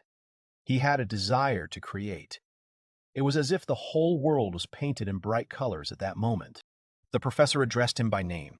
The protagonist turned towards him and joyfully said that he was alive. To which the man replied that alchemists were really capable of such a thing. In response to his words, Vaiken said that this is not a competition of what is better and what is worse. They, alchemists, are also capable of many things. To which the professor, with a smile on his face, happily said that he had opened his eyes, after which he thanked him for it. The others were shocked by his words. It was unexpected. Gizar looked at the frozen sculptures and said that the demon king Talos, who had achieved all the deep secrets of magic, did not think that he would be able to see it. The protagonist realized that an unknown name had surfaced, although, in fact, it sounds quite familiar. He just doesn't remember it because it was 500 years ago. At this point, Biel turned to Vaiken and asked what they were going to do now. Vaiken asked what he was even talking about. Then he asked what to do with a report for the guild. To this, the main character said that everything was very bad. He thought to himself that Beowulf was absolutely right. A monster appeared that no one had ever seen, and the alchemist immediately defeated it. Vaiken thought that when they found out about this, he would probably receive a summons to appear in the royal capital. A new day had come. All the battles were over. They returned to the city. Someone called out to the protagonist and asked if he had a minute. He immediately turned around. The guy in the cape said that lately they have been hearing about Vaiken from all sides, to which the latter hesitated and asked who he was. The guy asked him again. Then he said with a slight grin on his face that his name was Tarask. He, unlike him, was a simple alchemist. The protagonist remembered his previous encounters with this guy. Then he said that he just had moose, the cheapest ingredients that can be found. He felt uncomfortable with these memories. Vaiken said that he got his job because of him, so he thanked him for that time. Then Tarask said that now everyone is talking about him. The guy smiled very slyly and said that he just wanted to ask questions to their new rising star. Then the main character asked him again what questions exactly. Tarask's look immediately changed. Tarask extended his hand to him and asked him how he saw this world. Vaiken was taken aback by his words and did not know what to answer. The protagonist said that he did not understand the meaning of this question. Then, Tarask said that he was simply interested in knowing the alchemist's opinion. Vaiken thought that as an alchemist like himself, he was sad to see how they were treated. The alchemical culture had died, and magic had begun to flourish. As an alchemist, he couldn't say he liked it.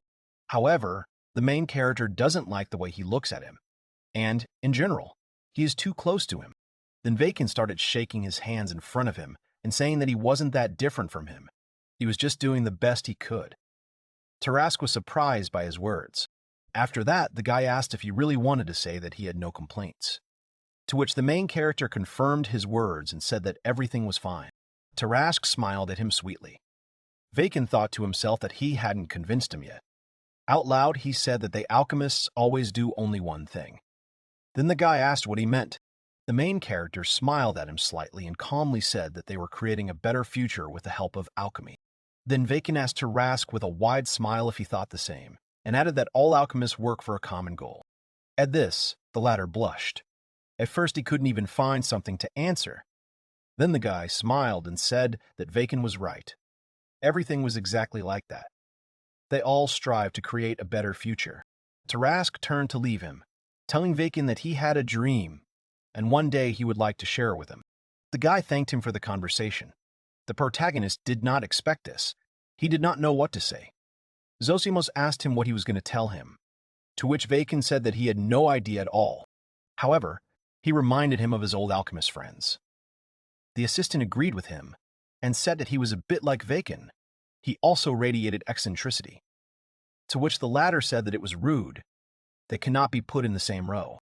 After some time, the main character held an envelope in his hands. His face was very surprised.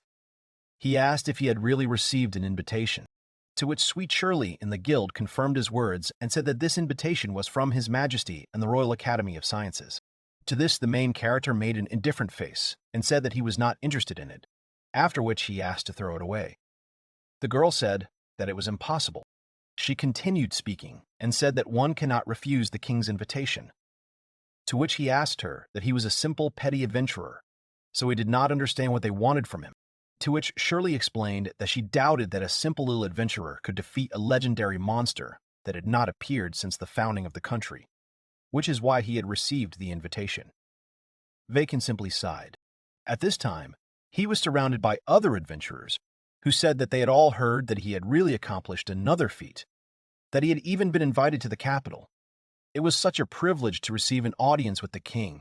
Zosimo said that everything looked as if that professor had told about him in the capital, to which Vaiken remembered his face and agreed with his assistant. Then he turned to Shirley again and said that he really wasn't interested in visiting the capital, so could he decline the offer? She said that he couldn't do that, so they would pay for his carriage and hotel in the capital.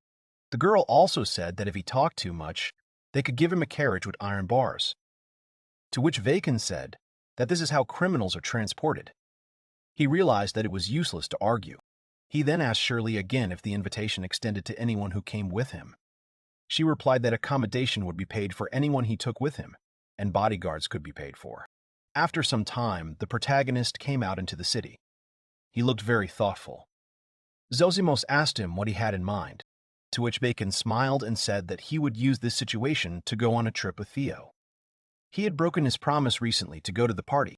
Zosimos said that it was very tricky, to which the main character said that there was one problem.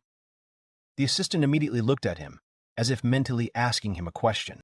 The protagonist explained that he had never invited a girl on an adventure before, to which Zosimo said that he was a virgin. Vaiken ignored his words and said that he had an idea. He showed his assistant the perfect plan in which he would persuade the girl to go on a trip with him in 6 steps, and the first of them was to create a good atmosphere. At the same time, Vaiken was very enthusiastic about his idea. The protagonist thought that all this would be natural and not at all strange. This is definitely the perfect plan. After some time, the protagonist reached Theo. The latter smiled sweetly at him, called him by name, and then wanted to rejoice at his return, but her speech suddenly stopped. Vaiken jumped up to her, took her by the shoulders, and then abruptly told her that they needed to go on a trip together. The girl was shocked by his words. She simply asked him again, to which the main character, after some time, screamed, grabbed his head, and then cursed, since his perfect plan had failed. Zosimos also confirmed his words and said that it was a complete failure. Theo stood and did not understand what was happening. However, after a few days, they set off on a journey together. The girl was very happy. She called out to him and told him that there was a hot spring in the next town. The main character asked her with a smile whether this was really so, after which he suggested stopping there and buying some materials for alchemy. Zosimos turned to him and said that somehow they were enjoying the trip to the capital, to which the latter replied that he was indeed glad. Then he remembered the reaction of Theo and her father. Bacon said that Edgar had given his permission, so he was grateful to him, and then added that perhaps he should thank the king for receiving this invitation. The protagonist exhaled. Zosimo said that an invitation from King Saliari 500 years ago would have been a complete disaster. Vaiken immediately remembered the past. When he was invited to meet the king of his time, he was filled with pride. However, in the end, only money and politics were discussed there. The king turned out to be a boring man who only offended him with his plans for alchemy. The aristocrats around him were exactly the same. They saw alchemy as a means to their own low ends. The protagonist remembered his feelings then. At that moment, he felt only disgust. He still remembers it clearly. At that moment, Theo called out to him. She asked if he was listening to her. Then she added, "The hot springs of beauty. These are the hot springs of beauty," to which he replied that he, of course, listens to her. The girl continued and said that even the appearance becomes better when you go down in them. If she dives in there, she will attract so many clients. The main character looked ahead and said with a smile on his face that Theo was already very cute. The girl was shocked by his words. In his mind, Vaiken thought about how women instinctively strive for beauty. 500 years ago, there were a lot of orders for beauty serums and potions. Maybe he should make some for Theo, too. The latter blushed with embarrassment at this point. The protagonist asked her if she was seasick. Then he added that it was strange, since the potion he had prepared for her should not lose its effect for another day. Theo smiled and said that everything was fine. She thought her heart would jump out when he complimented her. To which he said that if she needed more potion, he could give it to her in about 30 minutes, but he still didn't recommend it. Zosimos flew up to the girl and told her to forgive her master's stupid insensitivity, to which she laughed and said that it was still like Ken. The assistant flew closer to the main character and said that she should know that he would not just compliment the girl in a new place like that. The main character resolutely said that he was telling only the truth. Theo is really very cute and could well become a model.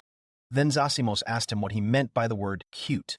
He replied that he had no clear criteria for defining female beauty. What is important to him is an expressive face, cherry-colored lips, a gentle look, brown eyes, hair that is like sunbeams. The protagonist has a lot more to say, but everything he likes may depend on the person himself. Of course, considering that it is Theo, he may indeed be biased. Bacon said that he was really attracted to her, so he couldn't judge objectively. Then he scratched his chin. A gentle smile appeared on his face. He said that if he says Theo is cute, then she is cute. The protagonist continued to ponder this question. It was clear that he approached it seriously. At this point, Theo said that he might not continue, while her face was very red from embarrassment. Vaiken looked at her without turning his head. At first, the girl sat quietly. Then she covered her face with her hands. He also turned his gaze to the road in front of him, and then it dawned on him that he had said all this right in front of Theo. At that moment, Zosimos thanked him for the detailed explanation. The guy immediately began to blush and try to justify himself to her.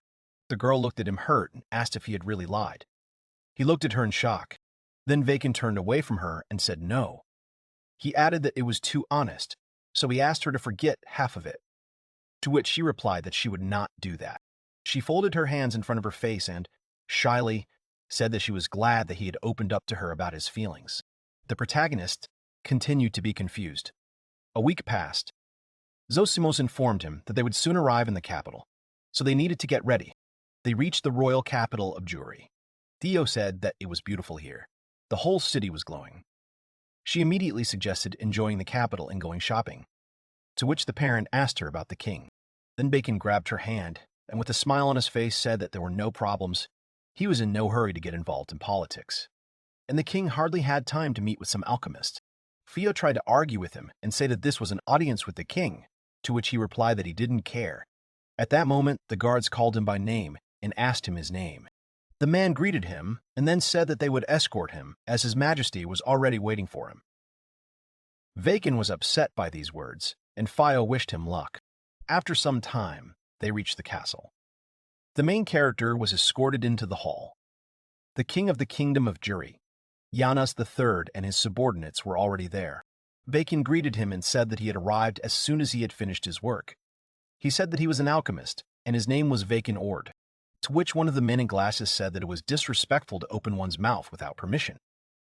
To which Bacon thought that introducing oneself used to be good manners. He apologized out loud and asked to start over.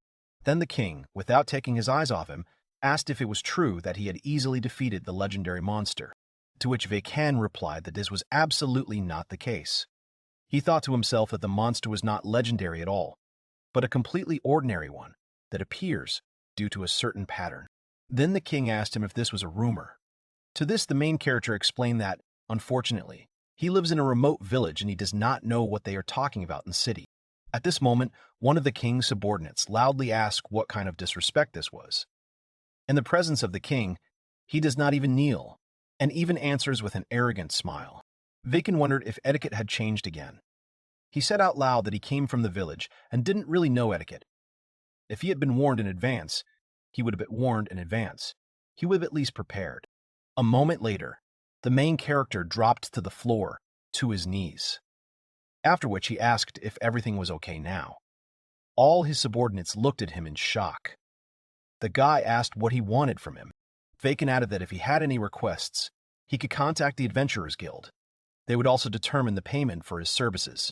The king said that he had heard that the protagonist made and sold magic potions, and then asked what potions he could make. He replied that he could make many, and asked what exactly he needed. After that, Vaiken looked up at the king. The king was also looking at him. And at that moment, the guy asked about maybe needing a potion for hair loss. The king got very angry at these words, after which the main character was put in prison. He ended up behind bars. Zosimos said that it was a complete failure. He hoped that his master would be executed quickly. To which Vaiken said that he was in no hurry to die. He was simply Kriento-oriented. He immediately understood what people had problems with. The protagonist asked the assistant if he would come back for him to order the potion. to which the latter replied that it would happen in about 3 days, presumably, but it was not a fact that he would be released. Vaiken said that he didn't want to sit there, so he suggested that he leave. Zosimos asked how he was going to escape. The guy asked if a quick transfer would work. He answered negatively. The assistant said that they could make a fuss, because he was going to escape from prison, to which Vaiken said that there would be little good in this. After which he suggested approaching a problem positively. A glowing object appeared in his hands. The main character said that they would create a potion against hair loss for the king. Then he would definitely forgive him. To which Zosimos said that this was a rather mature answer. He thought that he wanted to kill everyone and run away. The guy was outraged by these words. Vaiken added that he felt like it wasn't just his hair that was bothering him. He was pretty tired. Zosimos said that in this primitive age, there are no artificial fairies. No wonder he was so tired.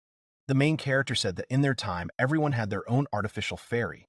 The assistant agreed with them and said that people's lives were better.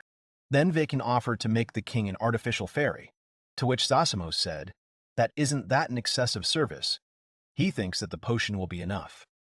To which the guy agreed. After that, he began the process of creation. First, the main character closed his eyes and folded his hands in front of his face. Then he suddenly opened his eyes and said that everything should be cooked.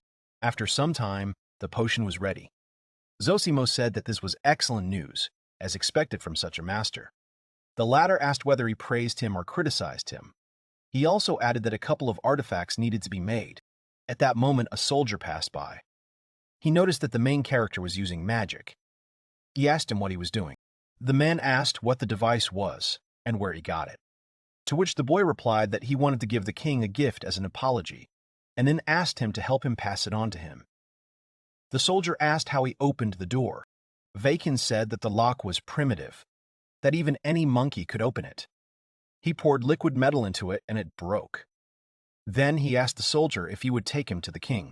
Then the man raised his weapon and said angrily that it was his job to stop him. The protagonist said that he thought so. At that moment, Vaiken used one of his artifacts, which he threw directly onto the soldier's body. After that, he activated it. At first, the man didn't understand what was happening. Some kind of unclear substance appeared on his equipment. Then his armor began to oxidize. A few seconds later, the man's body seemed to be naked. He looked at it in surprise and asked what it was. The protagonist did not react to it at all. He turned to Zosimos and said that with this they would easily get to the king. The assistant asked if this was really why he got this artifact. This stuff was called mucus preparation number 18. 500 years ago, this stuff was very popular. Once you throw it, the slime immediately begins to multiply. It melts only the outer clothing, leaving the target naked. In addition, the slime stimulates specific points. Pranks were made with it.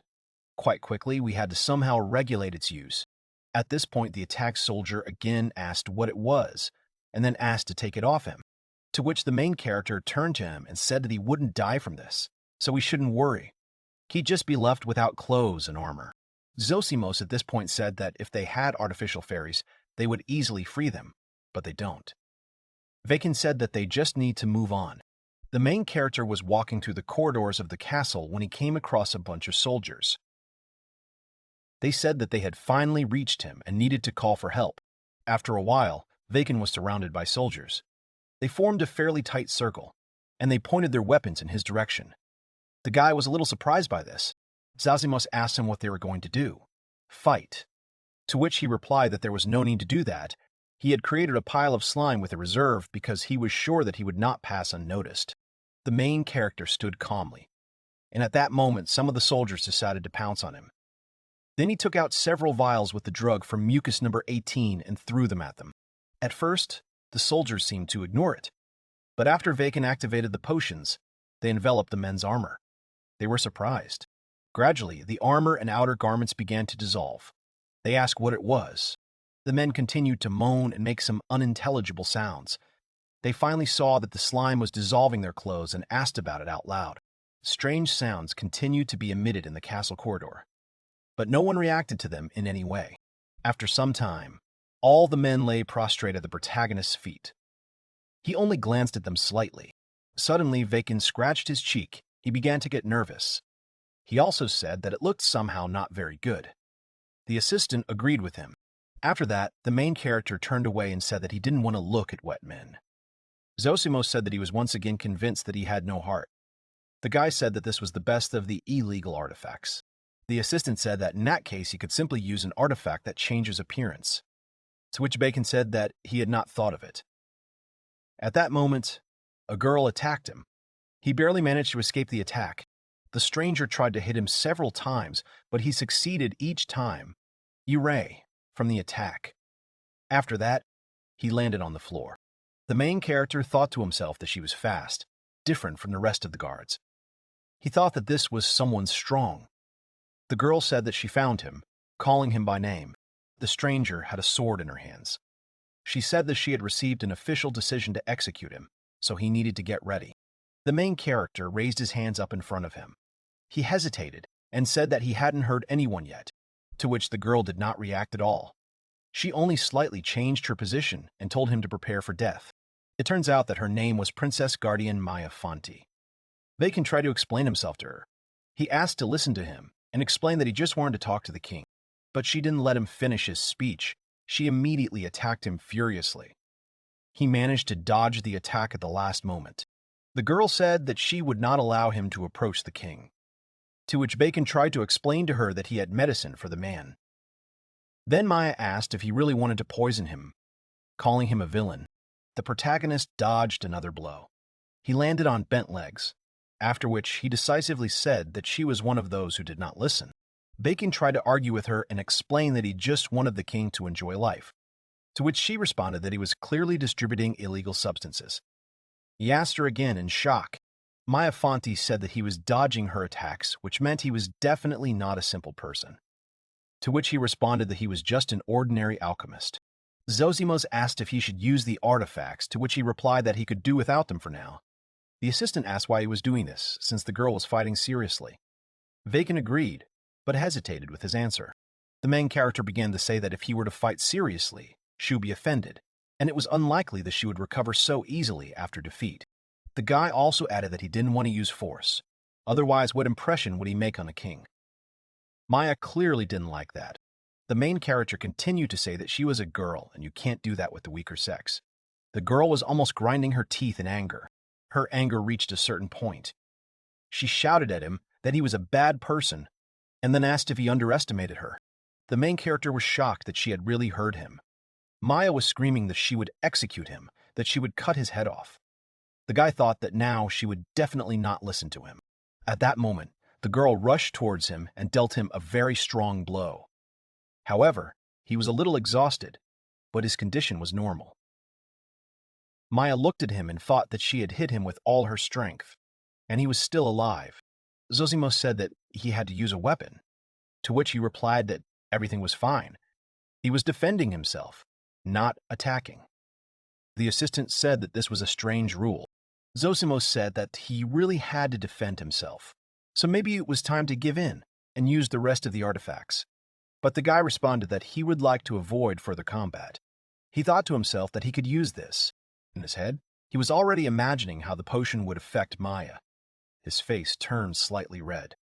At that moment, his assistant called out to him and said that he thought he was thinking about something bad. He asked him to shut up, because there was nothing wrong with that. While he was having a dialogue with Zosimos, the girl attacked him again. She said that during the fight you can't get distracted. He managed to escape the attack literally at the last moment. At one point she managed to knock him off balance, causing him to fall. She said that he was caught. As he fell, Vaiken threw a vial of potion at her. She cut it, but it still hit the target. After a few moments, her armor began to dissolve, along with her clothes. She was shocked and asked what it was. The protagonist cursed a little when he saw the picture that appeared before him. Zosimos said that of course this was not what he wanted.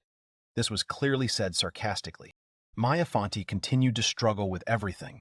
She had almost no clothes left, but she said that it was a rather lustful thing. After which, she asked if he really thought he could defeat her like that. The main character said that he was not going to defeat her. She broke the test tube herself. She asked him to shut up and rush towards him.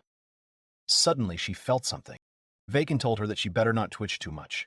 She again asked him to shut up, and then added that it would not stop her. However, with each step she became more uncomfortable.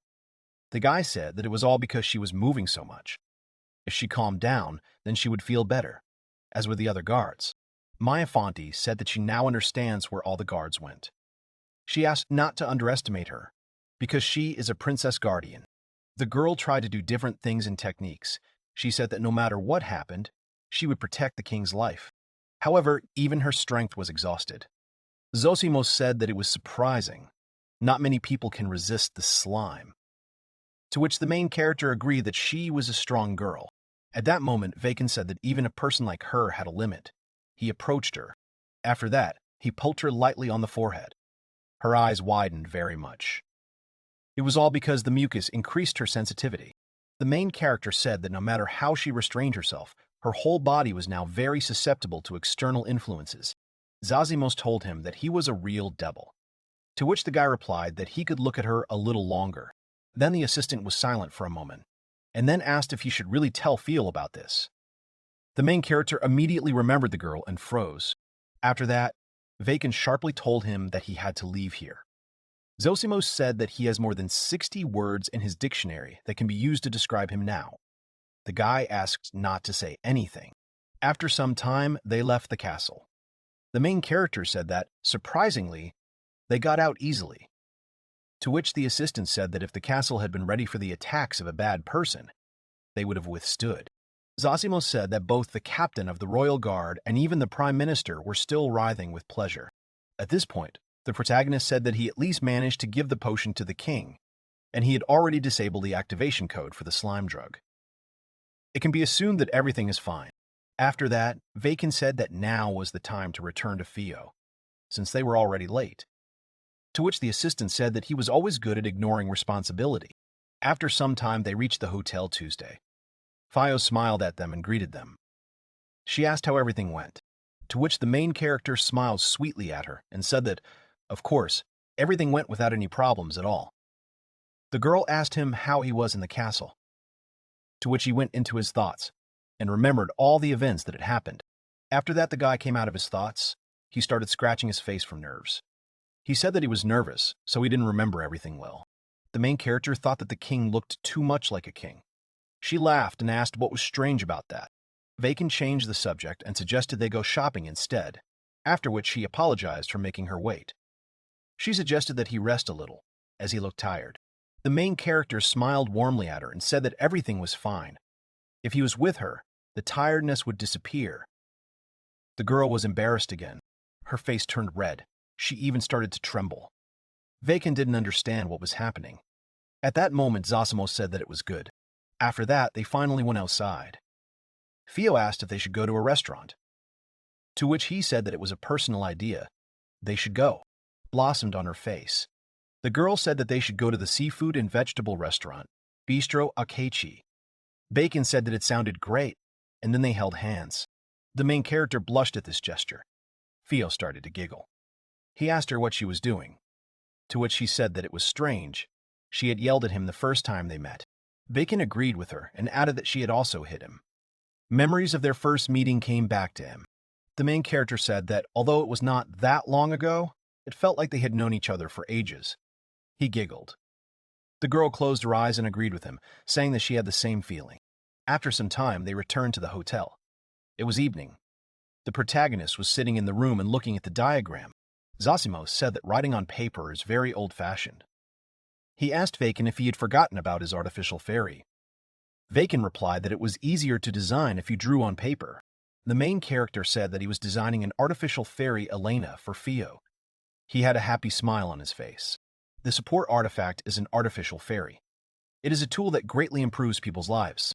But Zosima, developed by Vaiken, was developed with a different purpose. She has her own artificial intelligence. But if necessary, other artificial fairies can express emotions, think, and speak. Zosimos listened to his speech and said that he understood everything. This was his younger sister. Then the main character asked him if this made him happy. His assistant said that it was quite a difficult question. He asked him what he should call this mixture of anxiety and delight. The protagonist thought about his question. After a while, he suggested that perhaps this was called arousal. Then Zosimos said that he understood everything, but it seemed to him that he was just happy. However, he needed advanced alchemical equipment for this. To which Vaiken said that since the towers of the sages remained, there was equipment. Theo approached the main character, put her hands on his shoulders, and asked what he was doing. The guy gently grabbed her wrists and pressed her to himself. He told her that it was a secret. He didn't want to spoil the surprise. To which the girl replied that it was no longer a surprise. Vaiken replied that it would remain a surprise, as she would be waiting with great interest. A new day had come. The sun was shining brightly outside the window. In the hotel, pleasant sounds were heard from one room. The main character woke up, scratched his head, and asked who was knocking on their room door. To which he was told that it was the owner of the hotel, Choose. Vaiken opened the door for the man. He said that someone had asked to see him. Then he asked if he had a minute, to which he asked who it could be. The man said that the visitor was a girl from the Imperial Guard. Her name was Maya Fonte. Vaiken was upset when he heard this. After some time, the main character with an awkward smile on his face approached her, called her by name, and asked if she really needed anything. At his words, the girl made a very displeased face, which conveyed how much she did not want to see him. She also called him by name. The main character smiled broadly at her and said that the motto of alchemists is, "Let's make the world a better place." Then he added that he was one of the alchemists and said that his name was Vaiken Ordo. Maya looked at him in shock, her face reflecting extreme fatigue from the whole situation. The guy laughed at this. Zosimo said that he reminded him of a pseudo-religious guru. The girl simply gave in. She sighed heavily and said that the king was calling him again. He was shocked by these words. The main character said that he had to refuse because he was leaving tomorrow morning. To which Maya was indignant and said that this was a challenge from the king himself. Then Vaiken said that it was time for him to go back. He had nothing more to do here. To which the girl again said that this was a challenge from the king. The protagonist thought to himself that she was clearly not going to listen to him. Out loud, he said that he was a careless person in general. Suddenly he would say something again, and they would throw him in prison again. To which the girl immediately remembered how he had treated her. Her face turned red. She said that she didn't want to come here either, but she had to bring him to the castle. Then Maya Fonte said that thanks to the potion that the main character prepared for the king, the latter decided to hush up what he had done in the castle. Vaiken said that no formalities were needed for the potion, but if you really needed it, you could just say thank you. The girl answered negatively and added that he should come to the castle tomorrow morning. The main character thought that this was all a tyranny. He hated the people in power. He said out loud that he would come. Maya Fonte turned to leave the room. Irina said that they were expecting him tomorrow. He should come. The main character thought that he had caused them so many problems and now he was being called there again. His assistant said that he understood his feelings. Then Vaiken made a funny face and said that next time he escaped from prison he would not hold back. Here an interesting thought came into the head of the main character. He asked about the fact that maybe they were all strange there and got hooked on the way he treated them. After that, Vaiken grinned slyly and said that this was great news. This time he would prepare 3,000s in advance. After this, his face turned red. He even stuck out his tongue in anticipation and said that Maya Fonte would get the worst of it. Zosimo said that drool was flowing from his mouth. He was definitely a bad person. To which the guy asked in surprise if it was true. At that moment, the protagonist saw Maya Fonte suddenly fall to her knees, her body shaking. She turned to him with tears in her eyes and said that she would kill him. He cursed under his breath. A new day has come. The main character, as promised, came to the king's castle. There were a lot of people there again. Vaiken and the king looked at each other, but neither of them made a sound. The others were silent as well. After that, the king said that, first of all, he should know that they would not ask him questions about his behavior yesterday. The guy was surprised. Then the protagonist thanked him for understanding. After that, the man in glasses said that they needed to talk about the potion. Gratitude and a reward for it in an envelope. The king joined their conversation and said that they would now like to discuss the future. The protagonist was surprised by his words. The man said that from the previous incident they knew that he was a capable alchemist. If he was an agent of another country, their country would have been destroyed that day. The main character thought to himself that he had never thought about this at all. Out loud, he said that such an option was possible. The man in glasses noted this, emphasized the words, and said that they took it into account. Then he pointed his fingers at Vaiken and said that they had decided to invite him to work in the castle. The protagonist immediately asked him. The man in glasses said that from now on, He would be watching over the development of alchemy in their country, in the name of His Majesty the King. Everyone present immediately began to clap with joy, to which the main character asked what to do if he didn't want to. The people around froze with their mouths open. At that moment, the guards surrounded him again. They held their spears in front of them, ready to attack him at any moment. They called his name again. The man in glasses said that the main character is very strong and very dangerous. They cannot let him fall into the hands of other people. The man also added that they had to do everything right for this reason. Then Vaiken asked him if they really thought he could be controlled, to which he was surprised. The main character said that someone really needed his alchemy. He asked that if he had not broken out of prison, they would have paid attention to him, to which the man in glasses replied that they wanted to pay attention to alchemy for this very reason. They wanted to create a government body that would be governed by law. The protagonist said that they should not lie. There are no laws in this country that would control alchemy and alchemists. There are not even laws that concern the sale and distribution of potions of one's own making, to which the man, visibly nervous, said that it was because they didn't have an expert. Then Vaiken said that they really wanted him to create the law that he considered necessary. After this, the main character said that they would not be able to have a conversation. He treats them with respect, but refuses to take part in this. At that moment, one of the king's confidants ran up to him from the side. He pointed a spear at him and asked him if he really didn't understand anything. The soldier continued to say that he couldn't ignore His Majesty the King. He then asked Vaiken if maybe he should cut off his head here and now.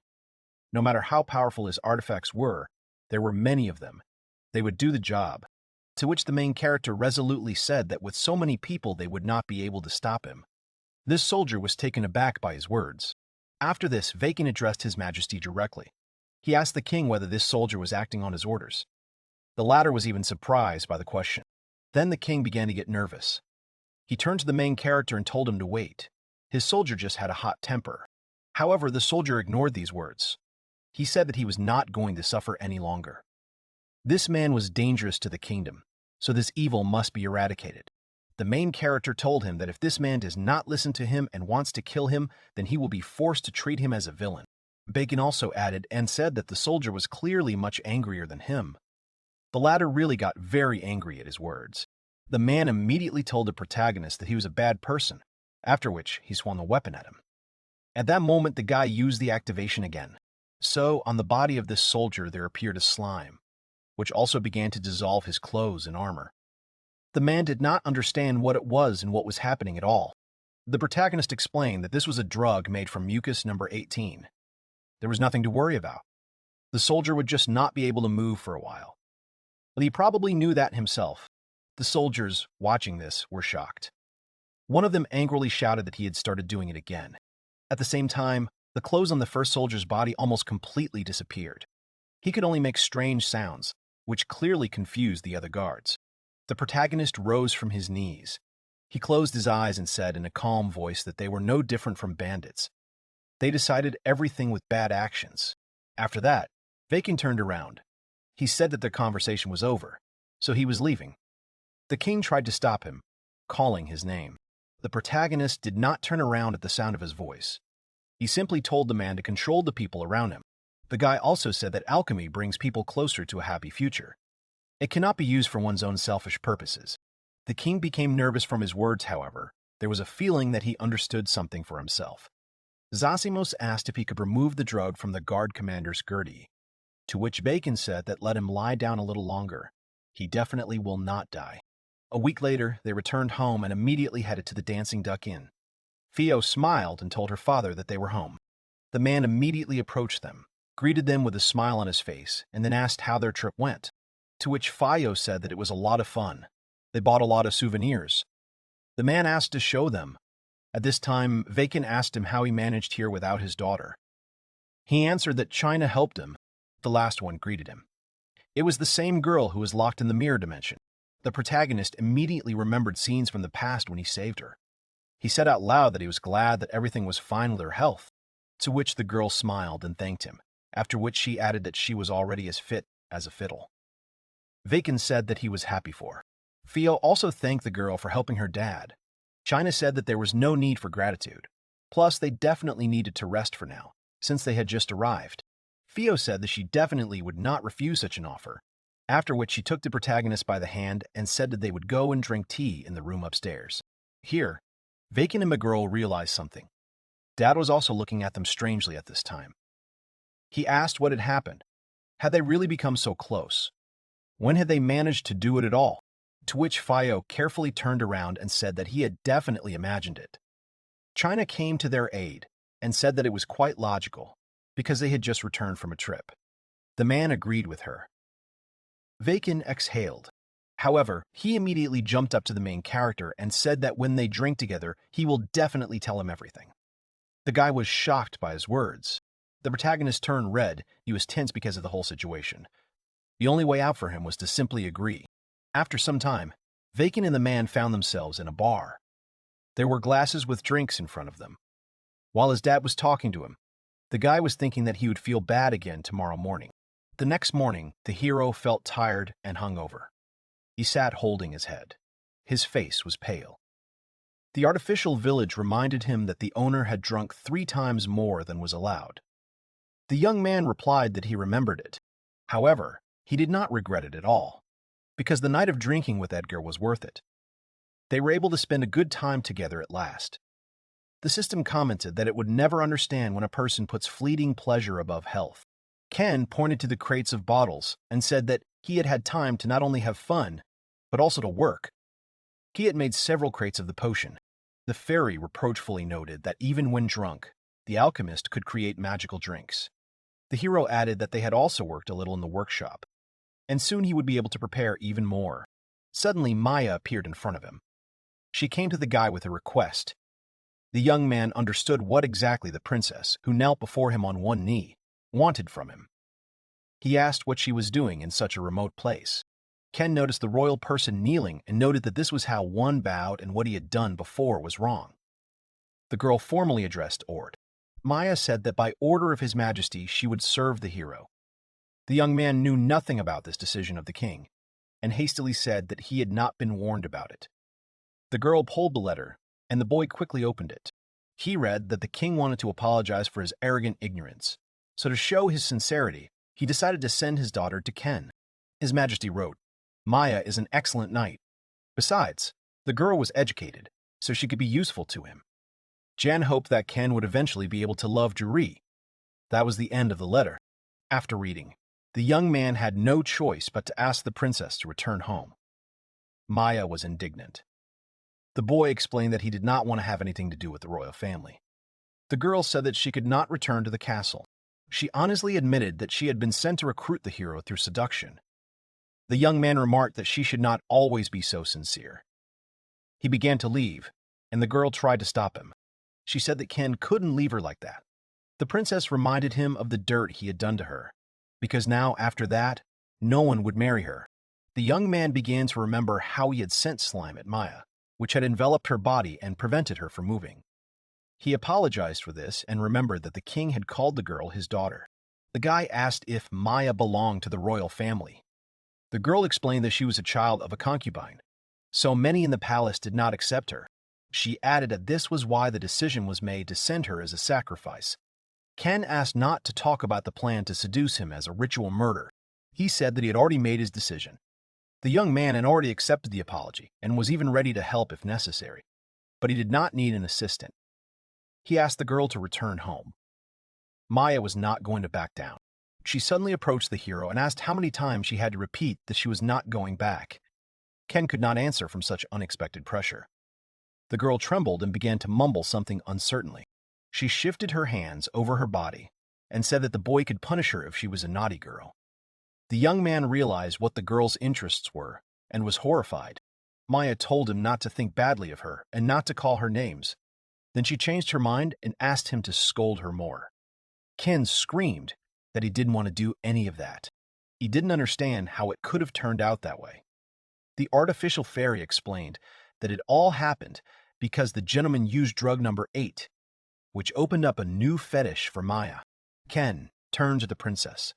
He asked her to calm down and reminded her that she was from the royal family, so it was not appropriate for her to behave like that, otherwise she would be censured. The girl didn't want to listen to him and said that social norms were already dead to her. Nothing constrained her anymore. The young man was in shock. He didn't know what to do with the princess. Hearing the noise, Fio came out to the guys. She asked Ken if they had a client. The young man answered that they had a regular weirdo. The girl did not understand why he was saying this. The princess smiled at the tavern owner's daughter and introduced herself as Maya von Jory, Vaiken's new pleasure assistant. Fio was confused. The hero advised her not to take this girl seriously, because she had brought misunderstandings just by her existence. Maya looked around and asked if the workshop belonged to them, and if there was a tavern here. Fio confirmed it. The princess asked if they could prepare a room for her. The owner's daughter happily agreed. Maya said she was going to stay for a long time and handed over a whole bag of money. Fio's eyes immediately lit up. The girl accepted the payment and immediately ran to prepare everything, pleased that she and the hero would now live together. The princess smiled slyly at Ken. Ord, in turn, was thinking about how to get rid of her. 10 days had passed since the princess had moved into the dancing duck. Together with Ken, they were working in the garden, picking apples. The young man asked the girl when she was going home. Maya replied that she was not going anywhere.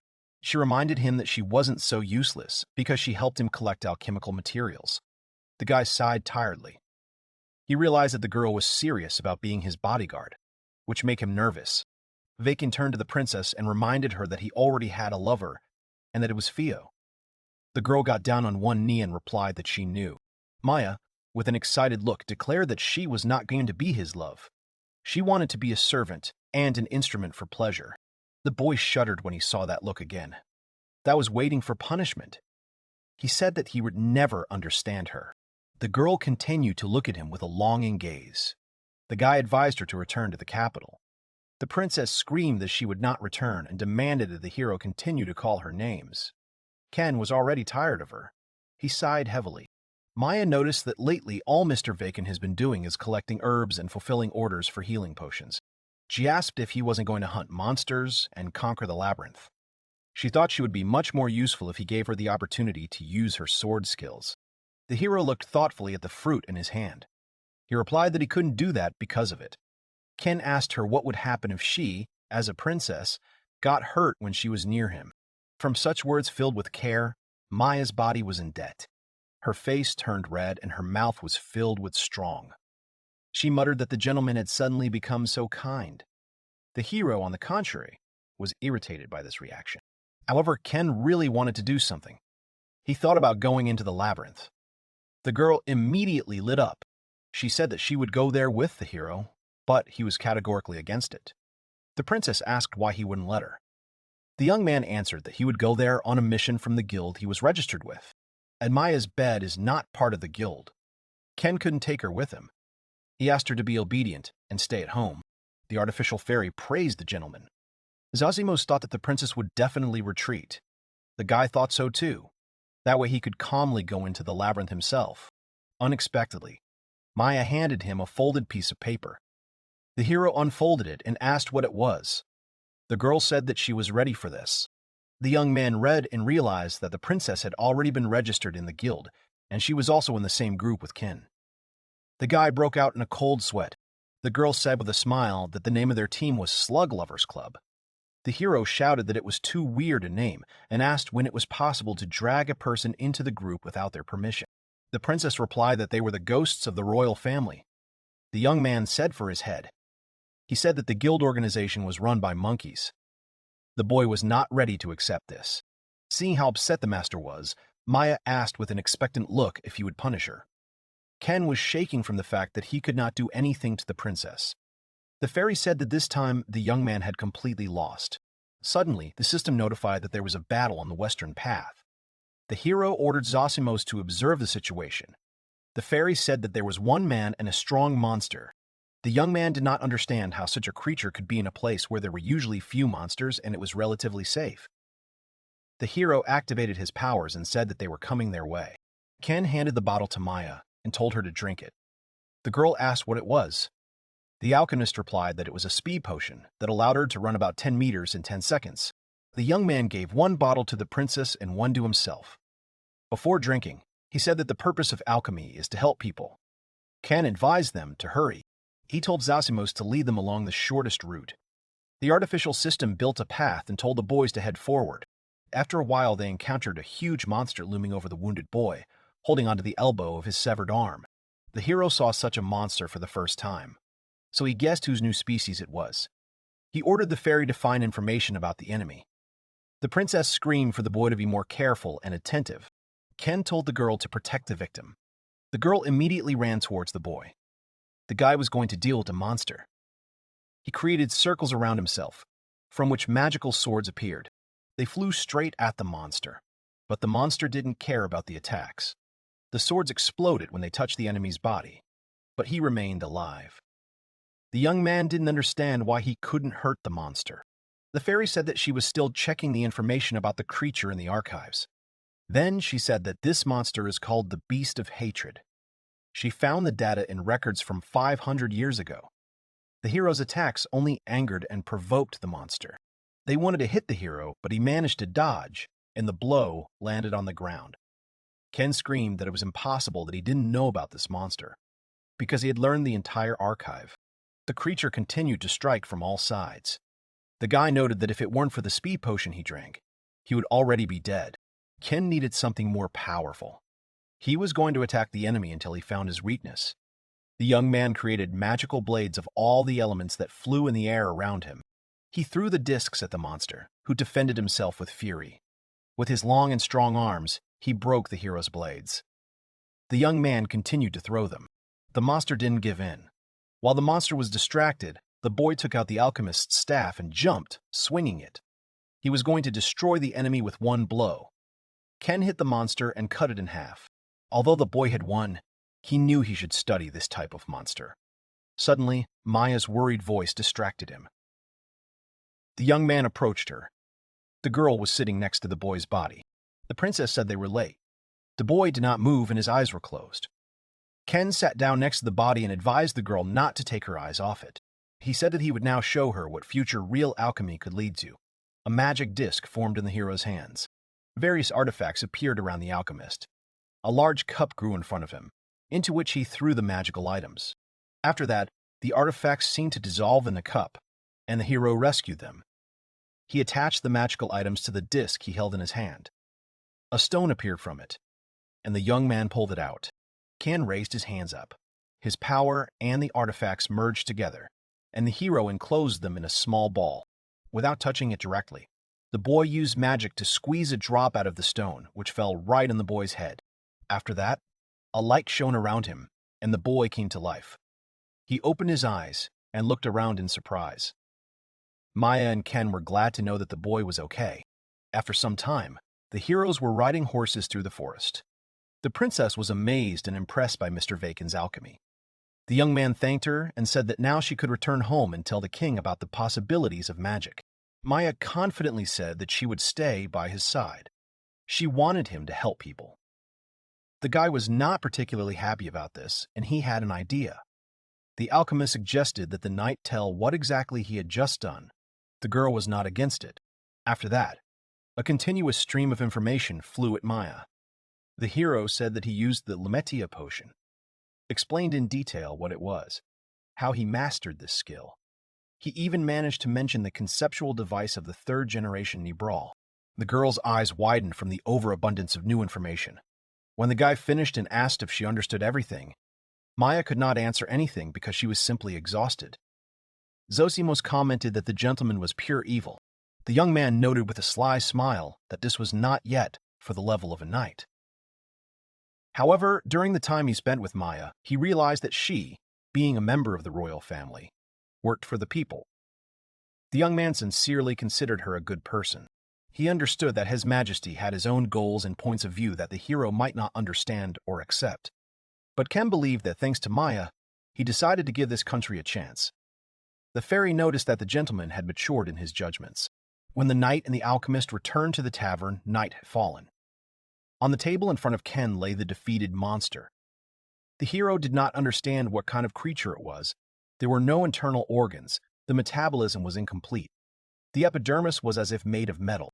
The young man examined the monster's mouth and recognized it as a predator. However, there was no tongue in the mouth, which meant that the fangs served as weapons. Although the skeleton at first glance looked like a human one, The presence of a tail and legs resembled an animal. Ken realized that this was not a creature of nature. He asked Zosimos to look for more information about this monster. The fairy fulfilled the request. However, no matter how much she looked, the result was the same. Screens with various documents and articles appeared in front of the guy. Zosimos paid attention to the information from the sage of the Modus dynasty, although it was vague but accurate. The hero read it and asked what the fairy thought about it. Everything he saw and read seemed strange to him. Ken noticed that since the first appearance of the monster, there was no more information about it. He came to the conclusion that the monster could be the reason for the fall of the Modus dynasty. The fairy reminded him that this was just a guess. They needed to know more about the monster's history. Suddenly, someone knocked on the door. The princess came to him. The girl said that she had already reported the monster to the palace and found out that they had some records about him. This is what the hero needed. He asked if he could look at them. Maya said that it would be difficult to do this, because the records were a royal secret. The young man ordered Zosimos to find out where the royal archive was and how they could get there. The fairy said that she would find the castle scheme in the database. Maya hesitated for a while, but still decided to find out something from the master. She asked who Vaiken really was. The guy didn't expect such a question. He got nervous and answered that he was an alchemist.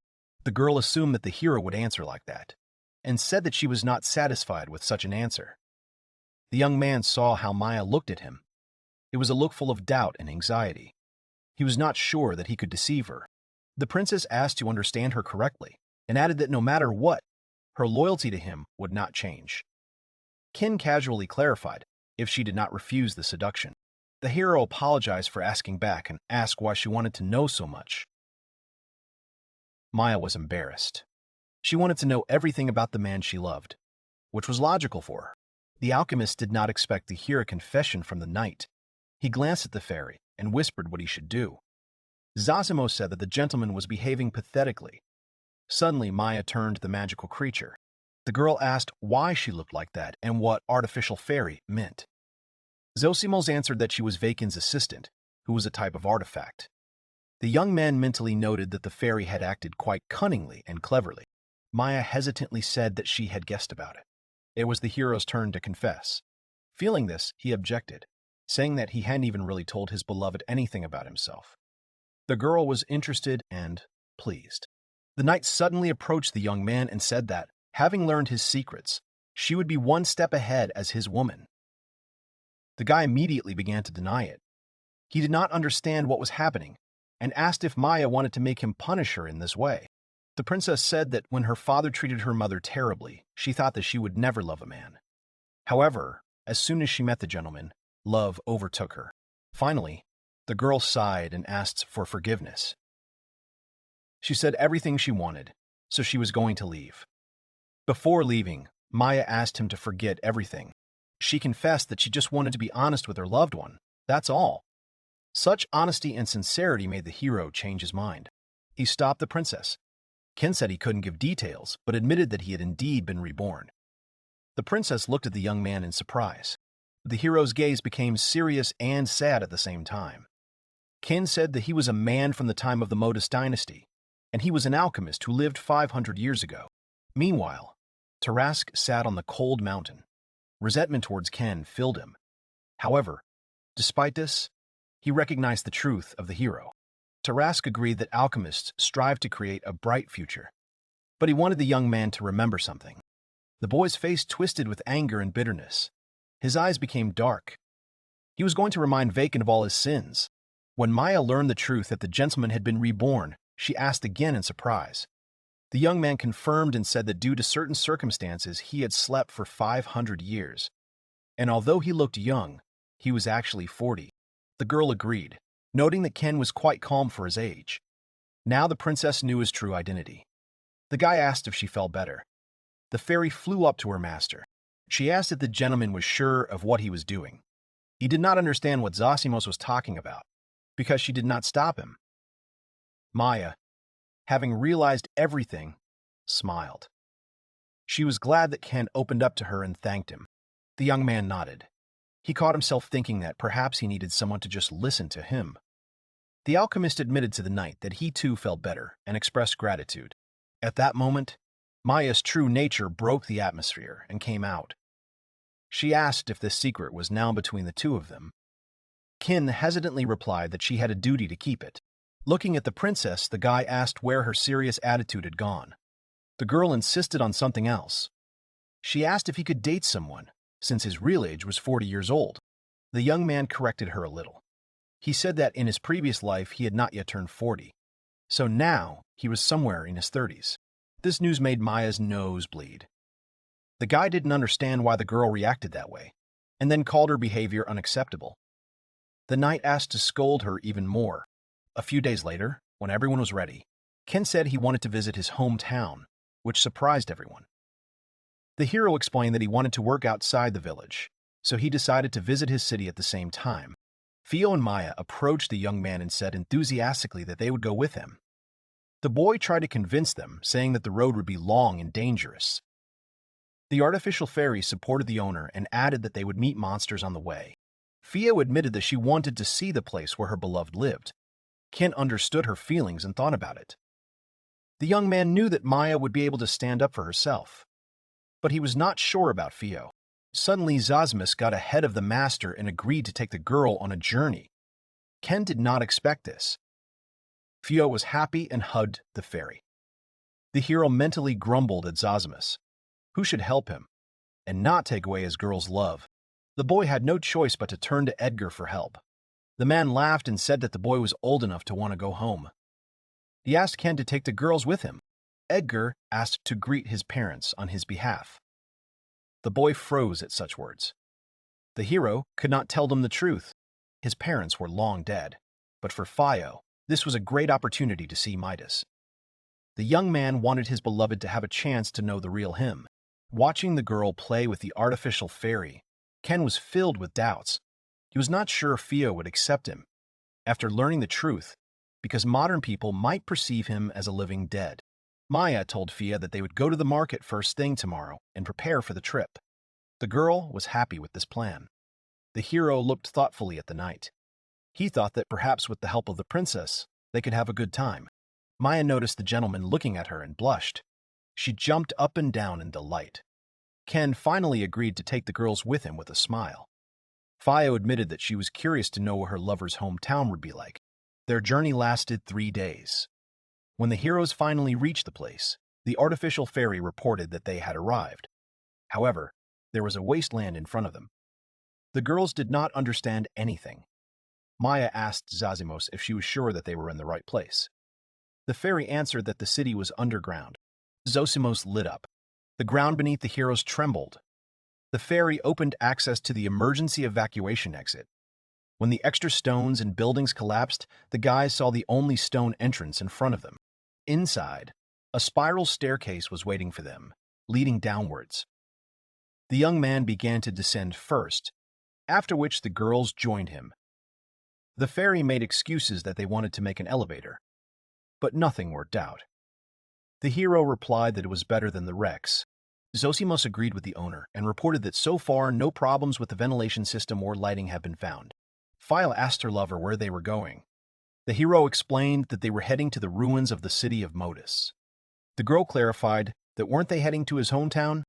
The young man replied that he would have to explain for a long time, adding that Modus was undoubtedly his hometown. Candles lit up in the corridor, and illuminating the boys with light. They opened up a view of the city, which was destroyed. King greeted the girls in the city of Modus. Maya said that the cityscape, which seemed to be painted in gold and silver, took her breath away. The guy noted that everything did not look so majestic, since many things had collapsed. Theo looked at Modus with a smile. She admitted that she considered this city unreal and fabulous. The young man heard this. He approached her and asked again. The girl told that their people have a famous fairy tale, the golden town of Modus. Ken asked the fairy about this, but she did not know about it. Zosimus asked Theo to tell them the story. The artificial fairy was going to record the narrator's voice and save it in an archive. The girl admitted that she would be embarrassed. Zosimus explained that she would play the recording every night, like a bedtime story, which Theo did not mind. She began to tell. Long ago, Dill was a young man in a village whose younger sister was very sick. He worked every day to buy medicine, but the girl was getting worse and worse. So the boy decided to take her to the golden city of Modus, to the wizards that a traveler had once told him about. He knew that in exchange for help, people needed treasures and submission. However, none of the alchemists agreed to help the young man, all because he did not bring enough money and treasures. Although the wizards already lived surrounded by untold riches, they wanted more gold and silver. The boy was confused. He didn't know what to do. The young man was left on the street with his sick sister in his arms. When he despaired, one person noticed him. When he heard the young man out, he only grinned. However, his face was kinder than any wizard in the city. The man extended his hand and said that the boy was lucky to have met him. As soon as the alchemist said this, he immediately waved his wand and cast a spell on the poor girl. Her body began to glow. She immediately felt completely healthy. The girl could jump and run again. She felt much better. Then the young man thanked the wizard and asked why he had been so kind to them. He removed the hood of his robe before answering. The alchemist smiled and replied that it was important for him to always be kind to people. After that, he turned into the wind and disappeared. The sister and brother were grateful to him and decided to follow his life principle. When Phile finished telling the story, everything became clear to the fairy and the hero. The girl added at the end that it was a famous fairy tale that everyone in jury knew. She was surprised that Ken did not know about it. He hesitantly agreed. Zosimo suddenly said that the wizard from the story was the master. Phile did not understand what she meant and asked how Ken could be connected to the story. The artificial fairy took away that the boy was the wizard. She told that in this distorted city of gold and silver, greed flourished, and good people were rare. The young man approached his beloved and apologized to her for not telling her anything. Theo still didn't understand what he was talking about. The guy confessed that he was a man who lived 500 years ago. Seeing the question in the girl's eyes, Ken explained that he was born a long time ago. Unexpectedly for the young man, Theo, on the contrary, beamed. For her, it was astonishing. Now she understood why her beloved knew so much. Noticing that Maya was not surprised, the girl asked if the princess already knew about this secret. She boasted that she had been told about it faster than Phio. The girl pouted and said that she envied her. She asked if the princess and Ken had been close lately. The guy said that although it sounded implausible, he was on Phio's side. The hero asked his beloved if the new information about him did not repel her. After all, he was 500 years older than her. Phio smiled tenderly and said that she did not care because her Ken always remains the same. She came closer and touched her forehead to the young man's. The girl admitted that she was surprised to learn that her young man turned out to be a wizard from a fairy tale. But because of this, she loved the story even more. Maya watched the couple with a smile and seemed to be waiting for something. The artificial fairy drew the gentleman's attention to this. She asked if he would hug her too. The young man replied that there was no need for that. He explained what exactly the girl was experiencing. She felt like a pathetic knight who was being neglected, which she enjoyed. The guy advised Zosimos to look at the princess's face, who was holding back as much as possible in front of Phio. The fairy sighed and agreed that Maya had already been rewarded in this way. The trembling knight said that she was the master's servant, and there were no problems for her, because she was a warrior. Suddenly, Ken asked her to come to him. He extended his hand and said that since the girl knew his secret, she became part of the family. Maya and Phio approached the young man together and hugged, smiling cheerfully. The heroes went further into the ruined city. The princess noticed that no matter how long they walked, all the streets were covered in gold. The young man said that the alchemists of that time were able to become rich when they learned how to transport gold. He added that the precious metal was so abundant that people used it as a building material to show their superiority. In addition, Modus had many combat alchemists, so other countries were afraid of him. But even such a powerful city, which was expected to prosper for thousands of years, disappeared. The guy did not understand why this happened, but he was going to find out everything. Along with the era, experienced alchemists disappeared. If the catastrophe were to happen again, everything could end much worse. Ken understood that all his friends and loved ones could die. The hero's thoughts were interrupted by a fairy. She said that she had collected as much information as possible from the 3 nearest towers of the sages. Zosimos asked if the master was ready to listen to her. Seeing that Ken was nervous, the girls approached him in support. They smiled warmly at him and nodded. After that, the young man asked the artificial fairy to show him everything. Zosimos obeyed, and a screen appeared in front of him. What he saw was horrific footage of carnage. Monsters of hatred had attacked the city of Modus. They were tearing the flesh of the citizens, killing everyone they saw. The people tried to defend themselves, but nothing worked. The heroes did not expect to see these monsters. Zosimo said that she had something else to show the master. She opened a new screen, and what the guys saw shocked them. Systems like Zosimos were attacking humans. Ken was amazed at what the artificial fairies were doing. Zosimos suspected that there was a problem with the fairies' central control system, the mother core. Fio asked if the system was okay, to which the fairy replied that it worked independently of the overall system, since the mother core did not influence it. It was the master who created it that way. Ken explained that Zosimos had her own intelligence. He would never dare to connect her to the general system. His fairy was special among the others. The guy asked if she could find out the reason for the breakdown. Zosimos explained that the mother core is a practically perfect centralized control system. The fairies were very important because they provided security. Zosimos said that the disaster that Ken witnessed was the fault of humans. She suggested that the gentleman look at what was happening to the wounded people. As soon as the young man wanted to reproach Zosimos for showing death in front of Fio, he saw something terrible. The bodies of people began to melt from the inside, and something came out of them. It was a beast of hatred. The assistant explained that this is the true nature of these monsters. They appear from the bodies of people who have been subjected to some kind of influence by artificial fairies. At that moment, the young man realized that the country was destroyed because of the most reliable system, and apparently, someone used it against people. Zosimos revealed that 500 years ago, there was a massacre caused by the cultivation of artificial intelligence, which resulted in monsters being born due to the influence of the potion on people's bodies. From such an unexpected truth, Ken needed time to think it over. Zosimos was in solidarity with the master because she was also shocked by the news. The young man did not understand the difference between him who survived and those who died. First, his fairy worked autonomously and was not connected to the mother core. Second, he was helped by the cradle of rebirth. Third, he had subordinates whom he could completely trust and rely on. The guy thought about what could have happened in the laboratory on the day of the disaster. He was lucky that his artifact was hidden deep underground, which is why he was able to find himself in the future. The hero believed that he could have prevented the nightmare if he had woken up. However, he did not have time. Ken was reborn 500 years after the terrible events. The young man trembled at the thought that he had not been able to provide the terrible chain of events. Seeing the guy overwhelmed with emotion, the girls became worried.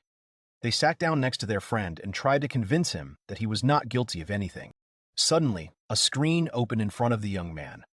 The artificial fairy reported that she had found something else that could be important for the master. In an instant, his team appeared in front of him. They greeted their boss. Ken was speechless, because he did not expect to see his old friends. They said that Modus had come to an end, so they wanted to record a dying message to the boss. The guys were going to leave the lab and try to stop the disaster. At that moment, the monster of hatred broke through to them. The girl gathered her courage and said that since this was their last day, she would use the chance to confess her feelings to Ken. The comrades were shocked. The guy smiled confidently at the camera and thanked the hero for taking him into his team. He promised that he would not let the monsters destroy everything. Another comrade apologized for changing the settings of the rebirth cradle and said that the boss's illness would be completely cured, after which it would not return. However, he did not know how many hundreds of years later he would wake up and wish the chief a good rest. The comrades promised that they would protect his body with their lives. The girl said once again that she loved Ken. As they parted, they wished that Ken would finally start living for himself. The recording ended. Tears welled up in Phil's eyes. She said that her lover's friends were good people. The young man agreed with her. They were the companions he'd been missing. The master ordered Zosimos to break into the black boxes of each alchemy laboratory and collect all information about the mother core and the monsters. He was especially interested in how the monster of hatred appeared in the vicinity of Sullivan. The artificial fairy obeyed. The hero was determined to figure everything out. A huge number of sages and brilliant alchemists lived in the ruined city, but they could not change anything. There was only Ken left, and only he could do something. He knew he had to take advantage of this chance to live a new life and create a better future. He wasn't going to let the disaster happen again. A few days had passed since Modus's visit. The boys had gathered in the tavern when the young man said goodbye to the girls. Fia was worried about him and asked if he could handle it alone. Ken assured her that it was just a little research. Maya wasn't going to leave the gentleman alone. The guy explained that he was the only person who had the fighting power of an entire army, thanks to the artifacts. The girl had nothing to say.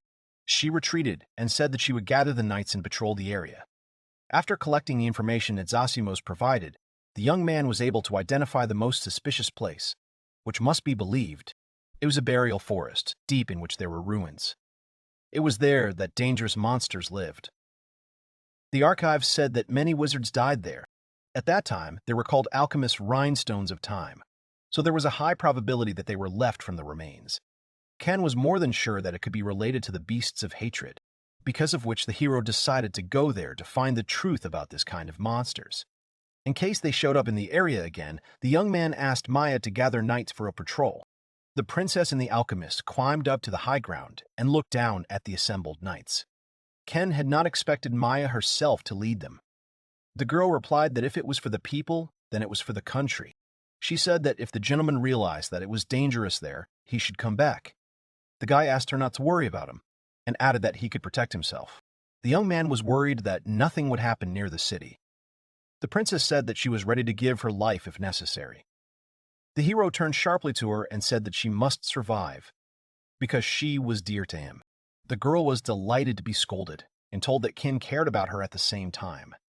The young man repeated that he did not want the princess to get hurt, and said that if there was danger, she would take Fio and run away. Remembering his former comrades who had given their lives for the safety of the boss, he bitterly asked Maya not to take on too much. The girl did not understand the reason for such words. The boy asked if he could complain. The princess didn't mind. He admitted that he didn't want to be alone and didn't want any of them to get hurt. The girl replied that she understood him. The boy said he was scared. Ken didn't want it to happen again, because he had already lost a lot and didn't want to lose even more. Maya said that if the gentleman could live happily and create a wonderful future, his comrades would be happy. Ken was surprised by this thought, and then muttered that she might be right. The princess came closer to him and added that he was capable of great things, but he forgot himself. She leaned over and kissed him on the forehead. The girl told the young man to definitely return to them, because even the princess herself kissed him. Finally, she asked him not to tell Fio about this. Ken entered the grave forest with the artificial fairy. He asked if Zosimos had found any signs of life, but she found nothing. An hour had passed since they had entered the forest. The hero felt that the atmosphere had become noticeably heavier. Zosimos had said that they might encounter broken artificial fairies, so they had better be careful. Suddenly the boy heard the sound of a bell, which was getting closer and closer. The fairy said that the sound was caused by movement. She explained that the magic in the air was vibrating and making a sound similar to a bell. The young man suddenly realized that there might be an undead in front of them, considering that Zosimos had not detected any signs of life. The fairy suggested that it might be the guardian of the ruins. At that moment, something cut the tree trunks right in front of the hero. The magical blades began to reach the hero. He dodged them as best he could. When there were too many of them, he threw the explosives, and after the explosion, a witch appeared in front of him. She was much larger than the young man. She was the source of the bell ringing. Ken asked if she could talk. The guy introduced himself as an adventurer and an alchemist. The witch began to mutter about the master of death, destruction, and the end. The monster says that it will bring ruin and death to everything. She asked someone where they were. Ken didn't understand anything. The artificial fairy assumed that it was an automatic reaction to the word alchemist and said that she had done a full analysis. Zosimos said that it was definitely an artificial fairy standing in front of them. The witch's body began to decompose quickly, after which a monster similar to a huge insect crawled out of it. The monster began to squeal. It asked the owner where he had been and said that a new era was already near. Zosimos asked the owner if he also saw an artificial fairy in front of him, but in the shell of a beast of hatred. He agreed. However, the guy was happy about it. He was sure that he had enough strength to defeat the enemy. The alchemist mentally addressed his fallen comrades so that they would watch, because he was going to show them his true potential.